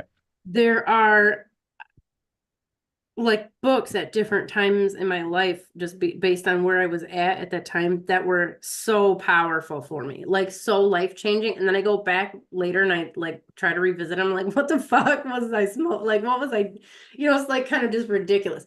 I say this, I'm not that this is the case for you, okay? Because like I said, I'm on freaking chapter 4. It's basically still like an introduction, right? Like, come on. Right. But just, I'm trying to like give myself some context. When I was getting into, and I say getting into, like, basically, I went from Catholicism to Neo-Paganism, like real fast, like overnight, which is not really a hard transition if you think about it, but what was available was what was at the bookstore, Yeah, I get it. which was all fluffy Wicca stuff, or even like not Wicca, but like trying to be Wicca, but like different versions, like just like, Celtic paganism or whatever, like, Sure. And those, like, that stuff had a huge impact on me. And I think some of that too was like, it was nice to know that there was like a living version, bastardized as it was from, like our ancestors, but there's like some sort of earth religion out there where people still give a shit about nature and like old gods and, stuff like that. But to like go back and look at it now, after I've educated myself, like how did I get sucked into some of that stuff? Like, and that's not, again, Sure. I'm again going on a tangent because that's not all what I'm talking about this book, but I was interested to see, because a lot of the stuff he's talking about, I'm used to reading books with a lot of data, Yeah. research and stuff, and I'm like, he's talking about, what's the word? Like these different, he's using the metaphor of a computer and like circuitry and stuff, Right. but like it wasn't, it wasn't, I just couldn't get, I was having a hard Okay. time. I'm still gonna read it. I'm still gonna read No, it. he also, I think, was a student of Richard Bandler, who was the guy who came up with neurolinguistic programming, which is also in part based on, computer analogies. Okay. And I will say another thing too, just to further situate you. I don't know if it was this book or Cosmic Trigger or other books of his that I read, because I read a lot of his books. Okay. He talked about his own grieving process when his daughter was murdered in a Oh botched God. corner store robbery. Okay, Probably some of so those mob deals he was doing went wrong. exactly. So that also kind of anchored me to what he had to say in a very profound way. Okay. I'm sure there's cooler stuff. I just haven't gotten into it yet, but I had to stop because I was like, oh shit, dude, I'm like getting agitated. I'm like mean mugging people on the street. Like that's Oh not, man, yeah, I was getting frustrated. you was gonna moitalize him, Yeah, something. gonna Like I want to, cheeseburger those people. yeah, I at some point I'll have to send you like or if you can get a clip or something and listen to him He's got a narrating. YouTube. There's a YouTube channel, the Robert Anton Wilson channel. It's him Oh, speaking. okay. You can go right Yeah. to it. I'll have to check that out. Yeah. But Yeah. again, I read the book, right? I didn't listen to it, and I didn't listen to the narration. So Yeah, I figured, yeah, it's a different situation for sure. But yeah, like I said, it's also really hard coming off I don't, have you ever read any of Rupert Sheldrake's books? Like, I've listened to a whole lot of him talking, but I have not read any of his so, books. oh, it's a totally different situation. So he'll give you a premise, and then the next 2 chapters are just nothing but research papers to back it up from top to bottom. this is how we, bred these rats so that they could, Right. this is where we selected them. And then like, so it's just Yes. like a totally different thing. So some of it too might be like stylistic preferences and stuff. So I don't know. I will finish it. I will finish it and I will check back with you. Okay. And I, I do not mean to diminish your experience. no, I don't. You didn't. You definitely didn't. I didn't mean to diminish yours. I'm just trying to get some No, not context. at all. He did mention, like, I heard him talk about Tantra a little bit, and he talked about like I heard him say something about quantum tunneling. I'm assuming he's going to talk about that more later. He might. I assume, because that's, He he brings in a whole lot of stuff. Okay. Okay. So it could be anything. He was really a seeker, you know. Okay. I do have to ask you because he brings up what's the connect. I want you to spoil it for me. I want you to give me the spoilers. What's the connection to? He's like, so I want you to ask yourself, like, why did Prometheus give humans fire? Like, what's the answer? Do you remember? I don't remember. Well, I understand. Like I read this book in the mid 90s, Okay. so it's been a while. I gotcha. But yeah, I mean that's Promethean. The Promethean archetype is pretty robust, especially among the left hand path. Actually, Is it? yeah, because like rebel spirits who free mankind from the evils of the archons kind of shit. Not saying it's shit. I'm just saying like that's I know what you meant. yeah. So that lives kind of large in the lore, if you will. People who are like into the Luciferian spirit as a good thing. Yeah, where Will are you following that? I was about to ask you that. Well, I actually have a story attached to that. It's a little interesting to me at least. So when I went to an architectural college in 1989, and I went to this lecture during my freshman year. It was given by a Czech architect, the guy from the Czech Republic, Uh-huh. and he we went into this floor above the library with it's all classical architecture, and he wanted us to attend this lecture, and I thought it was a design lecture, and I couldn't have been more wrong because it was this wild occult lecture given by this lady who I swear glowed from within. And I was like, what is going on? And the thing she described herself as a eurythmist, right? Like the Eurythmics. Yeah. And I was like, what the hell is that? Like a brandy new, like, I don't know what's going on. And the thing that she said that really like hit me between the eyes and I struggled with forever until, much later, and I kind of figured it out.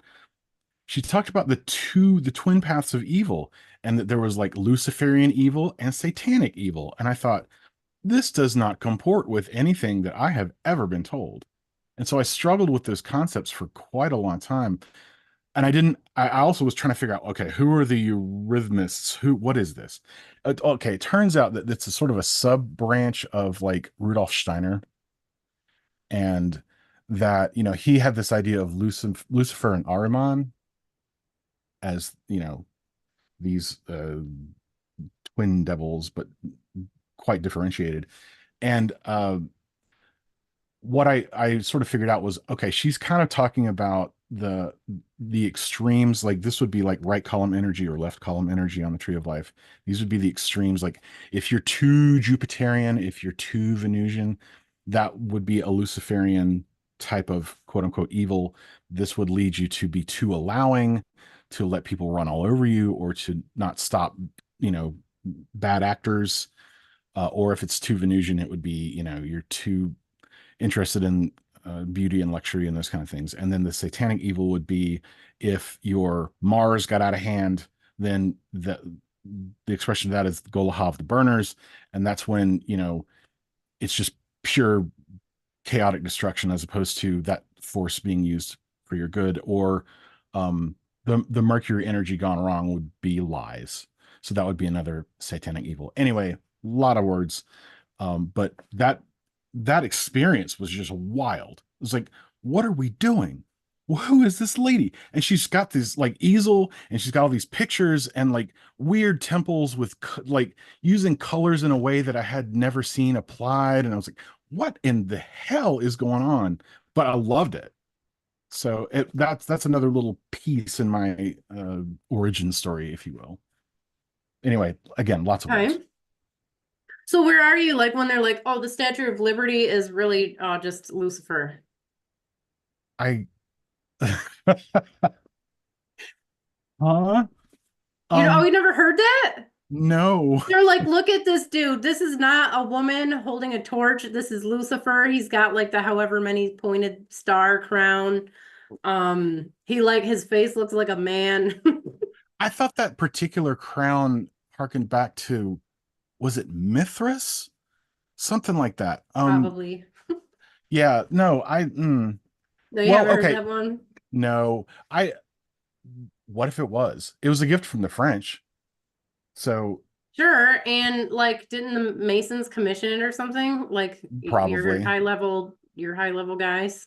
Yeah, and sometimes you'll have somebody from Freemasonry give a really weird speech about the Lucifer current, and then unfortunately they're caught on camera, and then people like Candace Owens go insane. So, that wouldn't Yeah. surprise me. Well, she's in a cult, so She is, yeah, I could say words too about all that. I'll just say this. If she's so interested in the welfare of children, why did she join the Catholic Church? well, I have an answer for you because I've had this conversation with many of my Catholic relatives, and the answer is best summarized by my grandma, Okay. who is a devout Catholic, super devout. She says, like, even though so like in Catholicism, the church, the organization is considered the bride of Christ. So even though there are bad people within the organization, that does not mean that the church itself is corrupt. It's individuals. So that's how they justify it. I guarantee you Candace Owens has a similar philosophy, because how else can you justify that? So Yeah. Well, I mean, people justify things. Okay. It's all right. I mean, I've heard lots of people justify lots of things, and people could also point at me and, not me personally, but my practices, and say, "Oh, you're clearly of the devil. How could you do Yeah, this?" they say, yeah, any look at somebody wrong and they'll tell you you're worshiping the devil. I told you my aunt, like I had a boxer, technically my ex-husband. He loved boxers.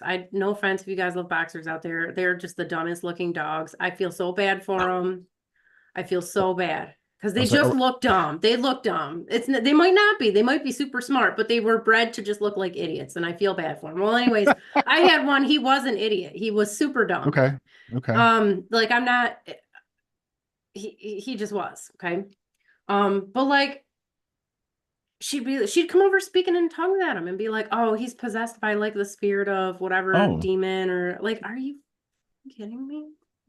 yeah, So literally, like people, if they look at a dog that's, the boxers, they like curl up, they got to put their nose right on their butt and like just wiggle.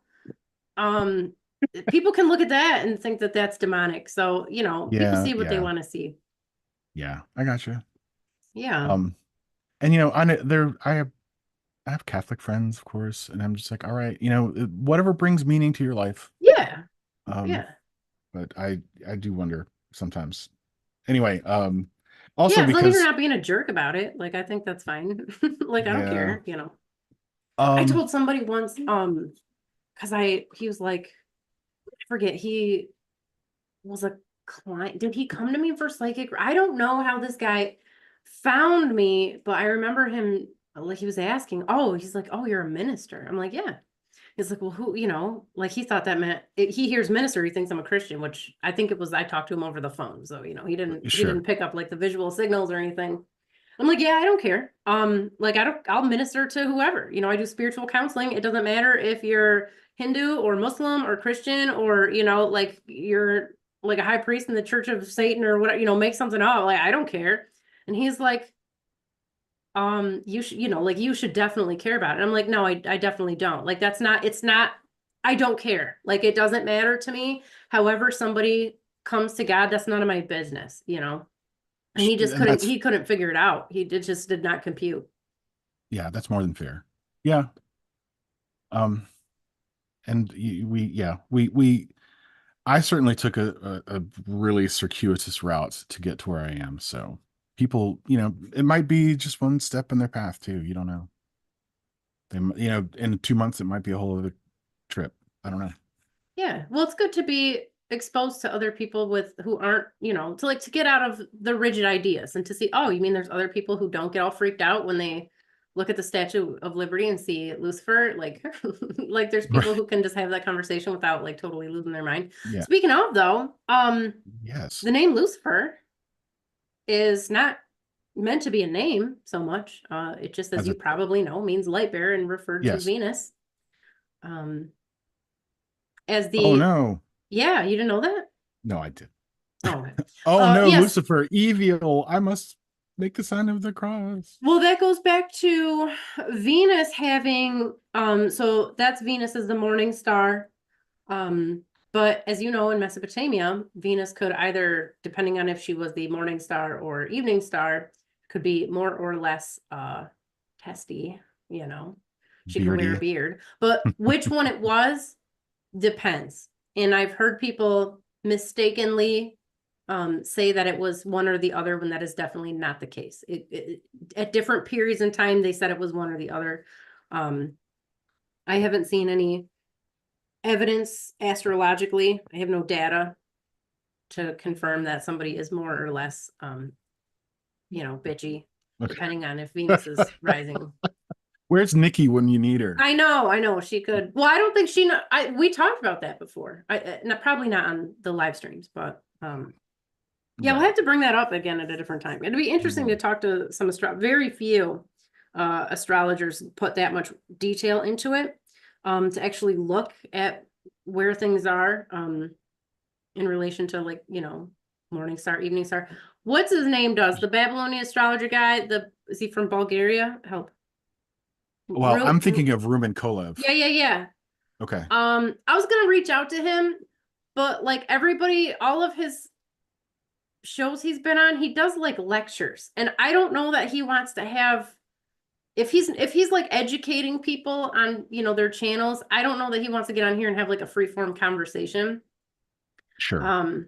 I just don't know if he would or not. I mean, it could probably still reach out to him, but we'll see. I don't know. And Crossy could probably tell you more about that because I believe she is his student. Yeah, she's gonna be on October 2nd. Okay, that's exciting. Yeah, it is. I'm very excited. I'm excited. Do you want me to show you the screen of what people are talking about? Yes, I do. On the onlines? I 100% do. Time to do some screen sharing. Right. Okay. I'll just do desktop too. Just do the whole schmear. Okay. Sharing is caring. Here we go. Okay. I think. Yeah, it takes a second.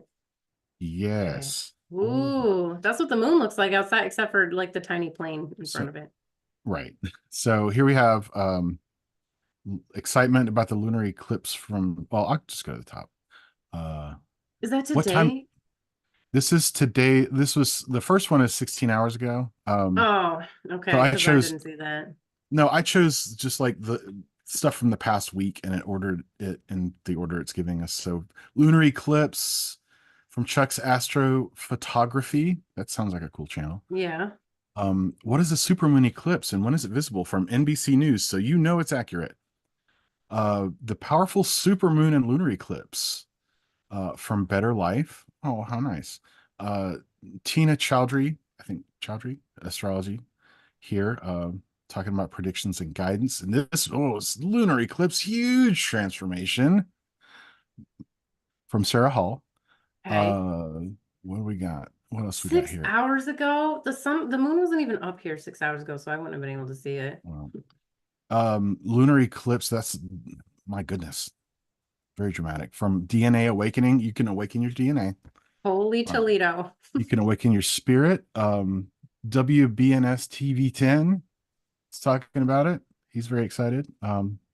Man, look at all this excitement. Leor Alexandra, I think I watched her channel briefly. Okay. She's excited. It's going to change everything. You have to let go of your old Man, I patterns. gotta get better at scaring people. I know. Well, you did a good job. You got me in by the whole America prediction video. Yeah, I did. I gotta get back So, to freaking people out. That's what yeah, gets clicks, I guess. Oh, it could we have does. seen it here and I didn't see it? Hold on. Oh, that's September. Hold on. Man, Yeah, so we got Joni Petrie coming up, of course. She's got her thing going on. Shocking facts about September lunar eclipse. You will be shocked. I doubt it.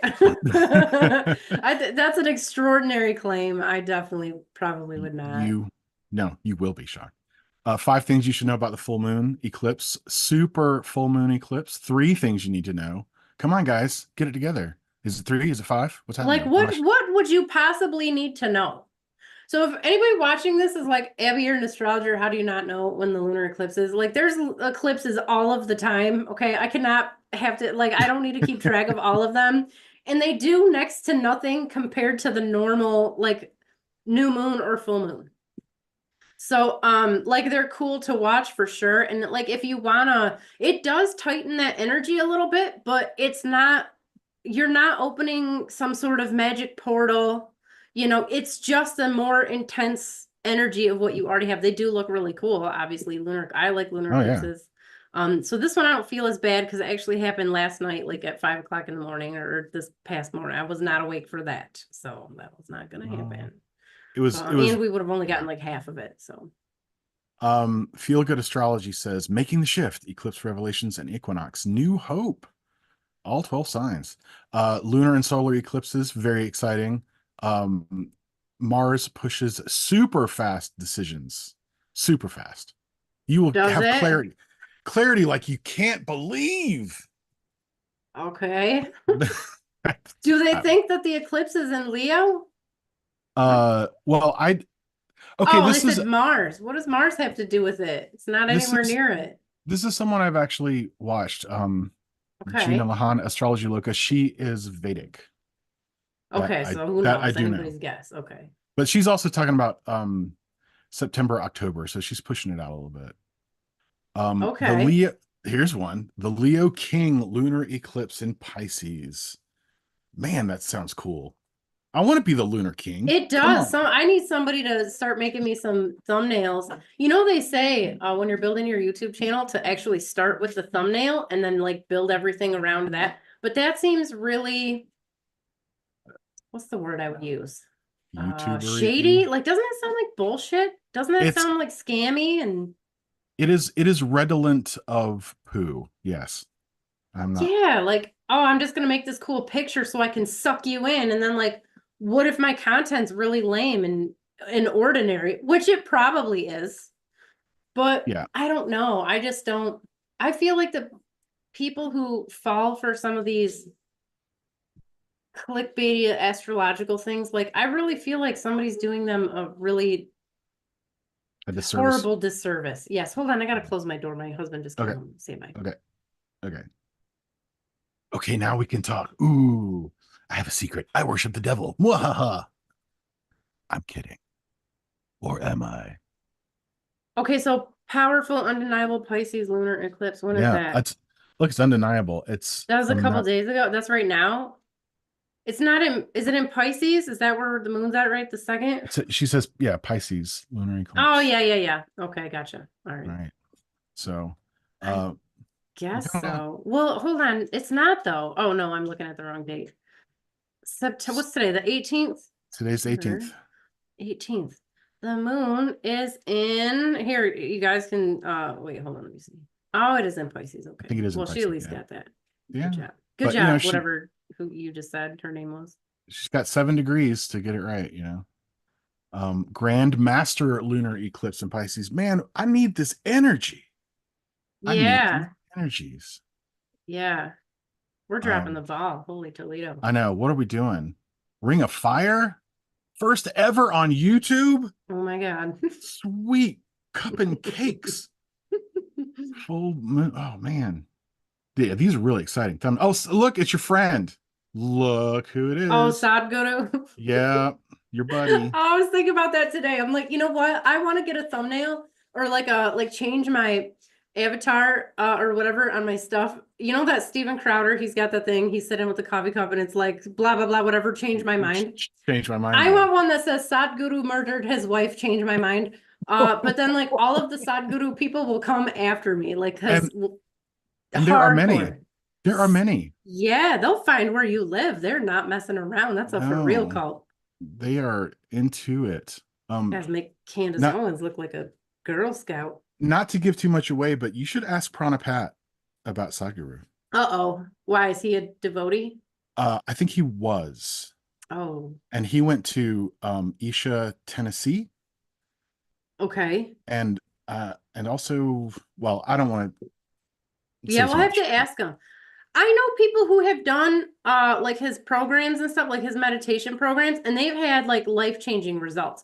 But this goes back to, it's kind of like when people become vegan. Okay. Sorry, my child's running through the house. No, it's When fine. people leave their standard American diet, they quit eating McDonald's and they go to veganism, they're like, oh my God, it changed my life. I feel so like connected to the universe. Yeah, you quit eating poison. So anything's better than like the junk Yeah. you were eating before. But after a certain amount of time, like it catches up with you. You know, veganism catches up with everybody. So does vegetarianism. Like definitely, I mean, we could definitely have that conversation. I know like a lot of Mhm. people will not like it, but it's definitely a conversation that probably should be had more often. But anyways, I think the same thing happens with Sadhguru. So I'll give you an example of this one.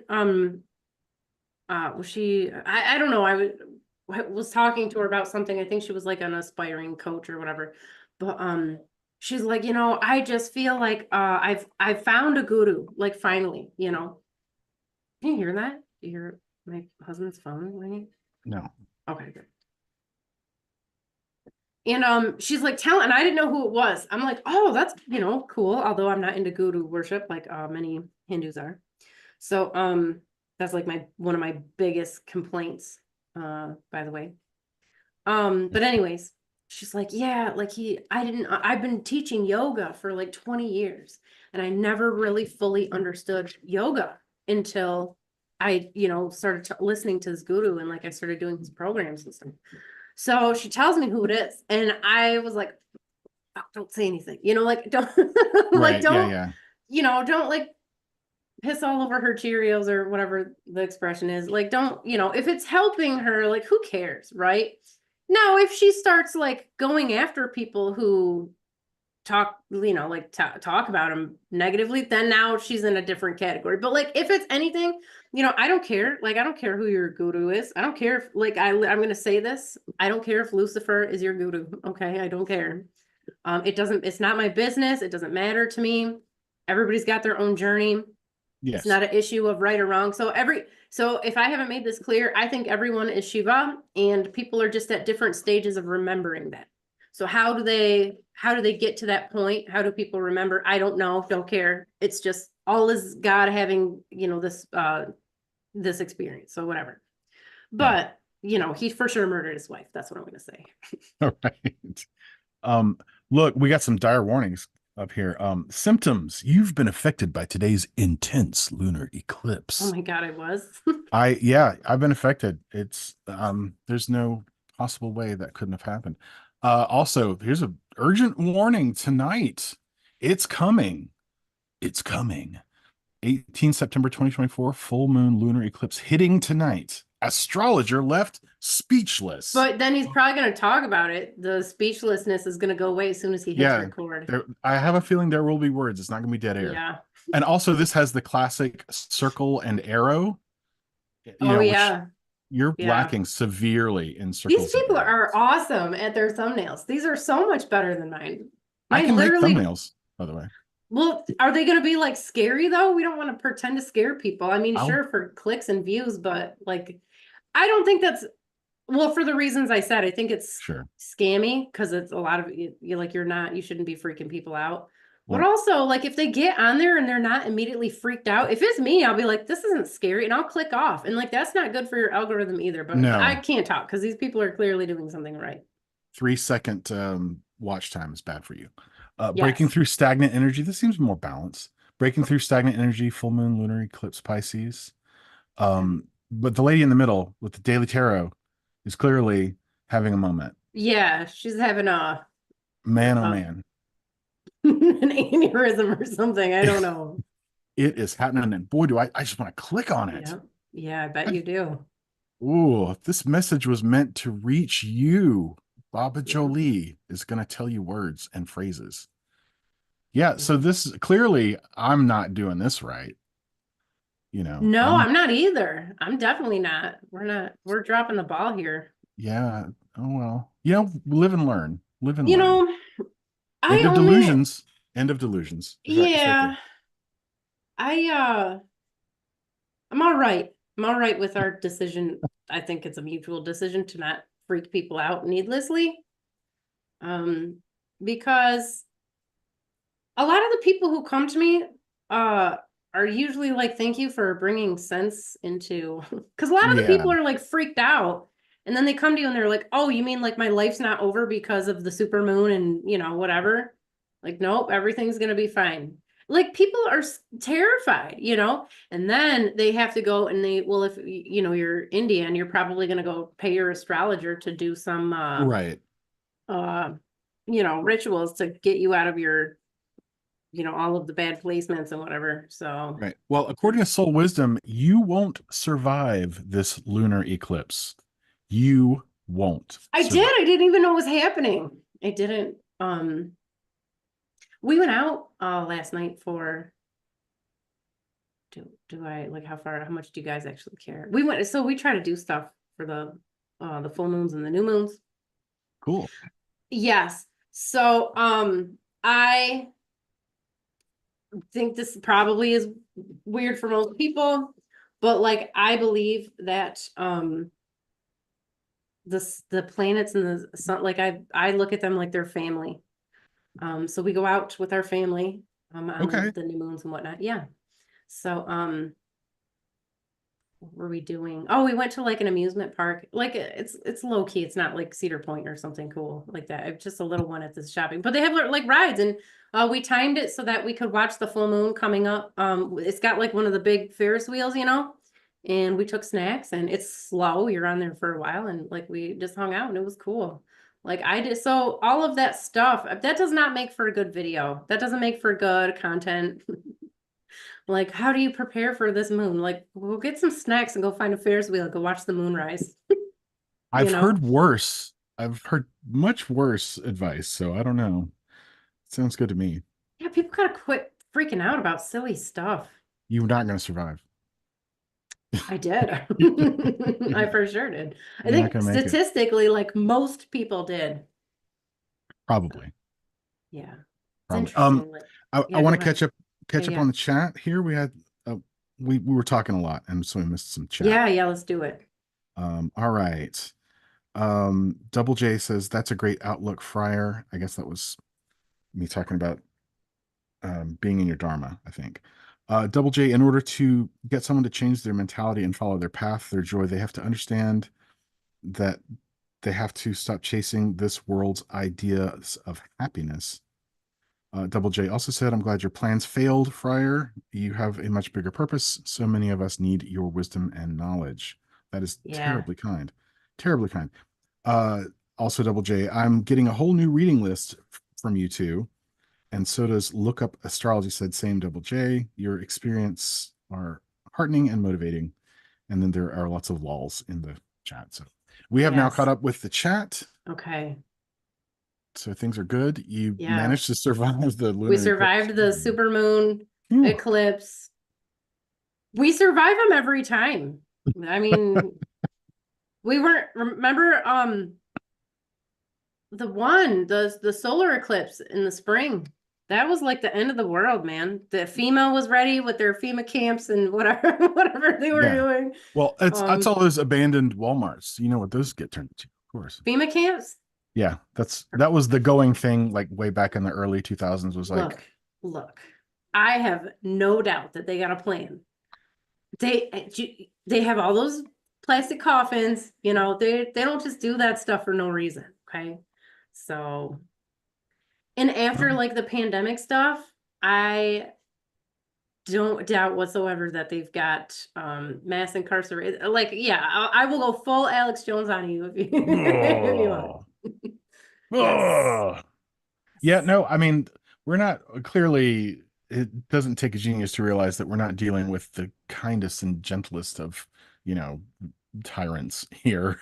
And Yeah, where I draw the line is like David Icke, like they're not all lizard people. Some of them probably statistically might be well, lizard people. I can't. statistically, Yeah, but I don't think that lizard people are um running the world and whatnot. listen, I think it first started with Operation Pooper Scooper, and at 23andMe, they hide that data. When you get it back, it'll never tell you that you're a lizard person. That's right. It won't tell you that. It actually doesn't tell you a whole lot. It only goes back to like, I don't know, like the not very, it I, doesn't go back very far. I want to do it, but my internal Alex Jones is like, no, they're gonna steal your data, and then they're gonna create a Yeah, vaccine just to kill you. I made my brother do it because I didn't want to do it. Good. That's a good plan. Yeah, because you know, same gene pool and stuff. So I thought it would work. It did. It did. It was interesting. Um, we all thought my brother is very dark skinned and nobody knows why. Um, like even pictures of us all as little kids together, because you know, 100 cousins or whatever we had. He's like noticeably super, super dark. My stepdad's parents were just the most ignorant racists, and they would call him like they call him a tar baby, like horrible shit, just horrible. Wow. Like call him, yeah, like you know. So we all thought that he may be, you know, like somebody, because my great from the 1400s or something, uh, grandpa did have one of the kings from England gave him some land in like one of the southern countries, southern countries, like Virginia or, you know, like one of the states down there. So he was like a landowner. So we figured, you know, it happened, right? Like people like Jefferson, and they went a little crazy there with their slaves and Yeah. whatnot. Turns Yeah. out, no, we couldn't find any of that. But again, the DNA test only goes back to like the 1700s or so, which is not very helpful. It's not helpful. One Yeah, of because the oh, go ahead. well, a lot of people would end up like, oh, I'm from these people who stuck around the port of Virginia or wherever, you know, people were coming over. Well, it does tell you like so on the surface we're 50% Irish, like for sure. And then like a mix of German and Italian. But it went like it dug out some old Mediterranean stuff. Like it you know, it does get in there a little bit, but it just can't go that far back just because of how, you know, it gets diluted or whatever. So yeah, it's interesting.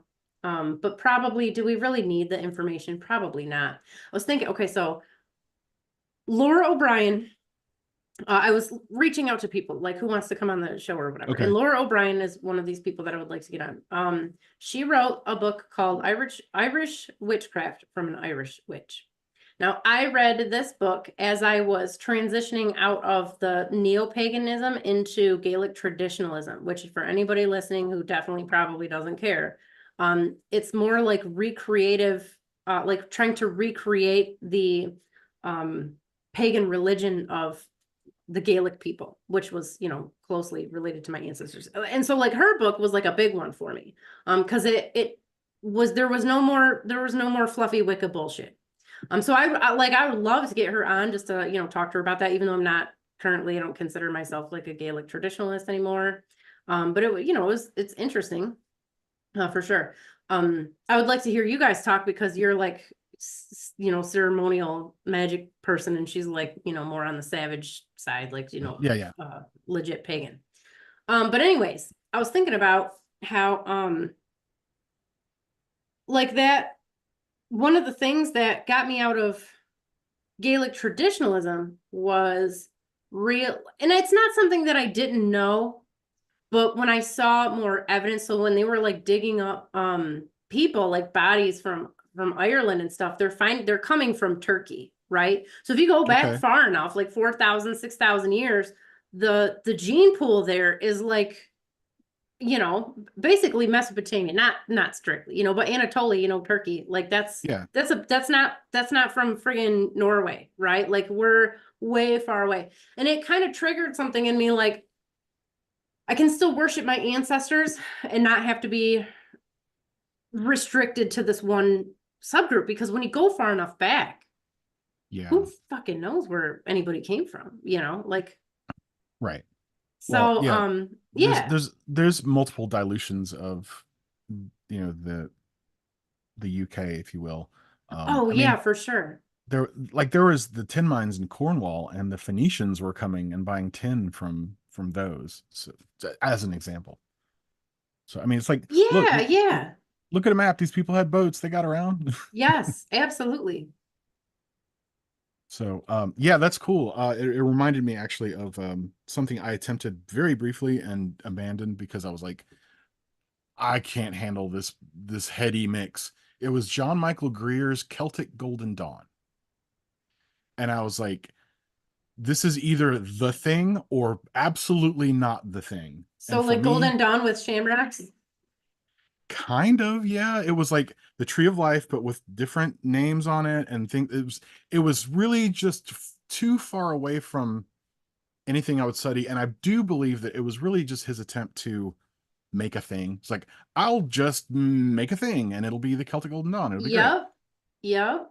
And it And was that's a great exercise, right? Like super cool. I mean, I'm sure it enriched him, but trying to come at it from where I was like, no. And also, frankly, there's not as much source material. Like this is something he created. So if I'm doing like standard Golden Dawn stuff, I got a squillion books I can read. If I'm doing Celtic Golden Dawn, man, I'm kind of on my own. So I didn't. they don't sound like they go together at all. It That's it, like it garlic with French toast. Like, no, mm, they're good on their own, but why you don't need to mix those together. yeah.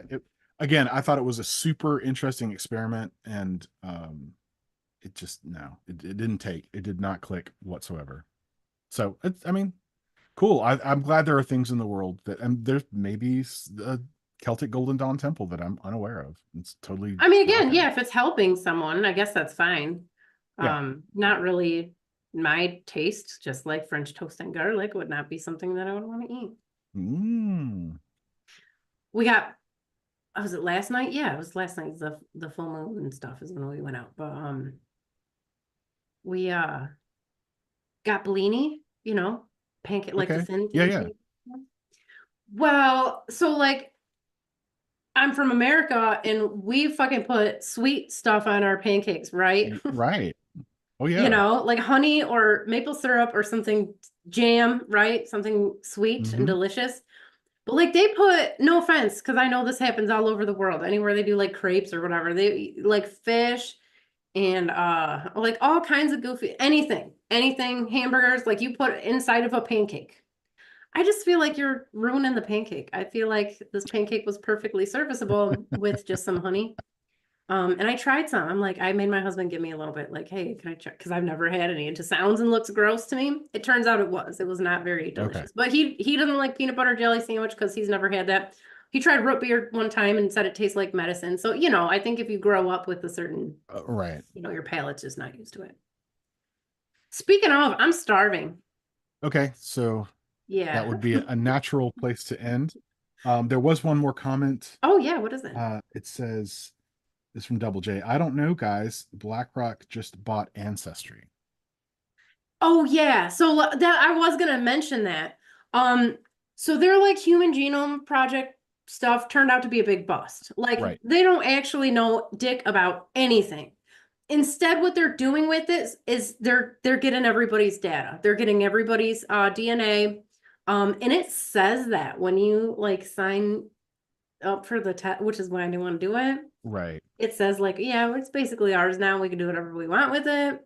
So, from anything from cloning you to potentially planting evidence on a body or something to like, get you Sure. convicted of a crime. So again, glad my brother did that for me and I didn't have to. Right. Or exploiting its weaknesses to create some sort of new air quotes medicine, right? Oh Here's the yeah. new here's the new medicine. They get to clone your organs, and if you need one later, Jesus. they can sell it back to you because they own it. Oh, they Yep. own it. Yep. Wow. Good Love times. love the modern world. So great. Glad Hey, I'm you know what? It here. is better. Listen, it is so much, it is so awesome. Um, I think about this all the time. Okay. Whenever somebody buys a yacht and I start feeling bad about like not being a millionaire or something, I Right. just think about how awesome my apartment is compared to like think of the greatest palace in Mesopotamia or Egypt or like any of these places. Like pick a place in some ancient culture and like their best stuff doesn't even come close to your fucking shitty cell phone. Like Right. your rusted out bathtub, whatever it is you got. It's people, nations would have gone to war for the cool shit that you got right now and like the stuff that Right. just makes life so much easier. So I like to think about that sometimes, even like 100 years ago. I turn this lever and hot water magically Oh appears. yeah. Oh yeah. And Feel like a, if you need to relieve yourself, you can do it inside the temple. yeah. Yeah. Yeah. I had explained that to my daughter the other day, like when we were coming home from somewhere, we were walking and I'm like, Alice, do you know, like a little over 100 years ago, people would just go to the bathroom in a pot and throw it out the window onto the street. She's like, what?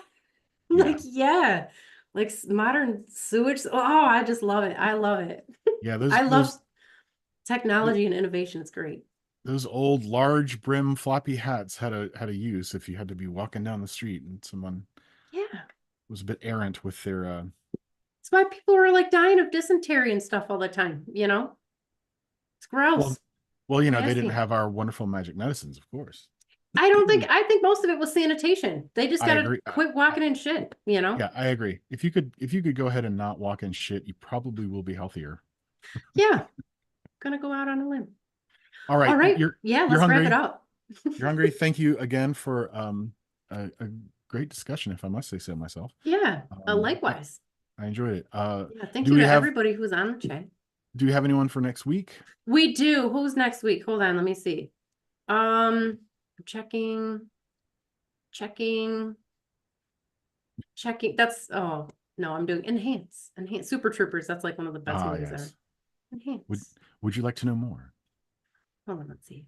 What do we got next week? Next week we have September 25th. We have Dr. Paula Coberta.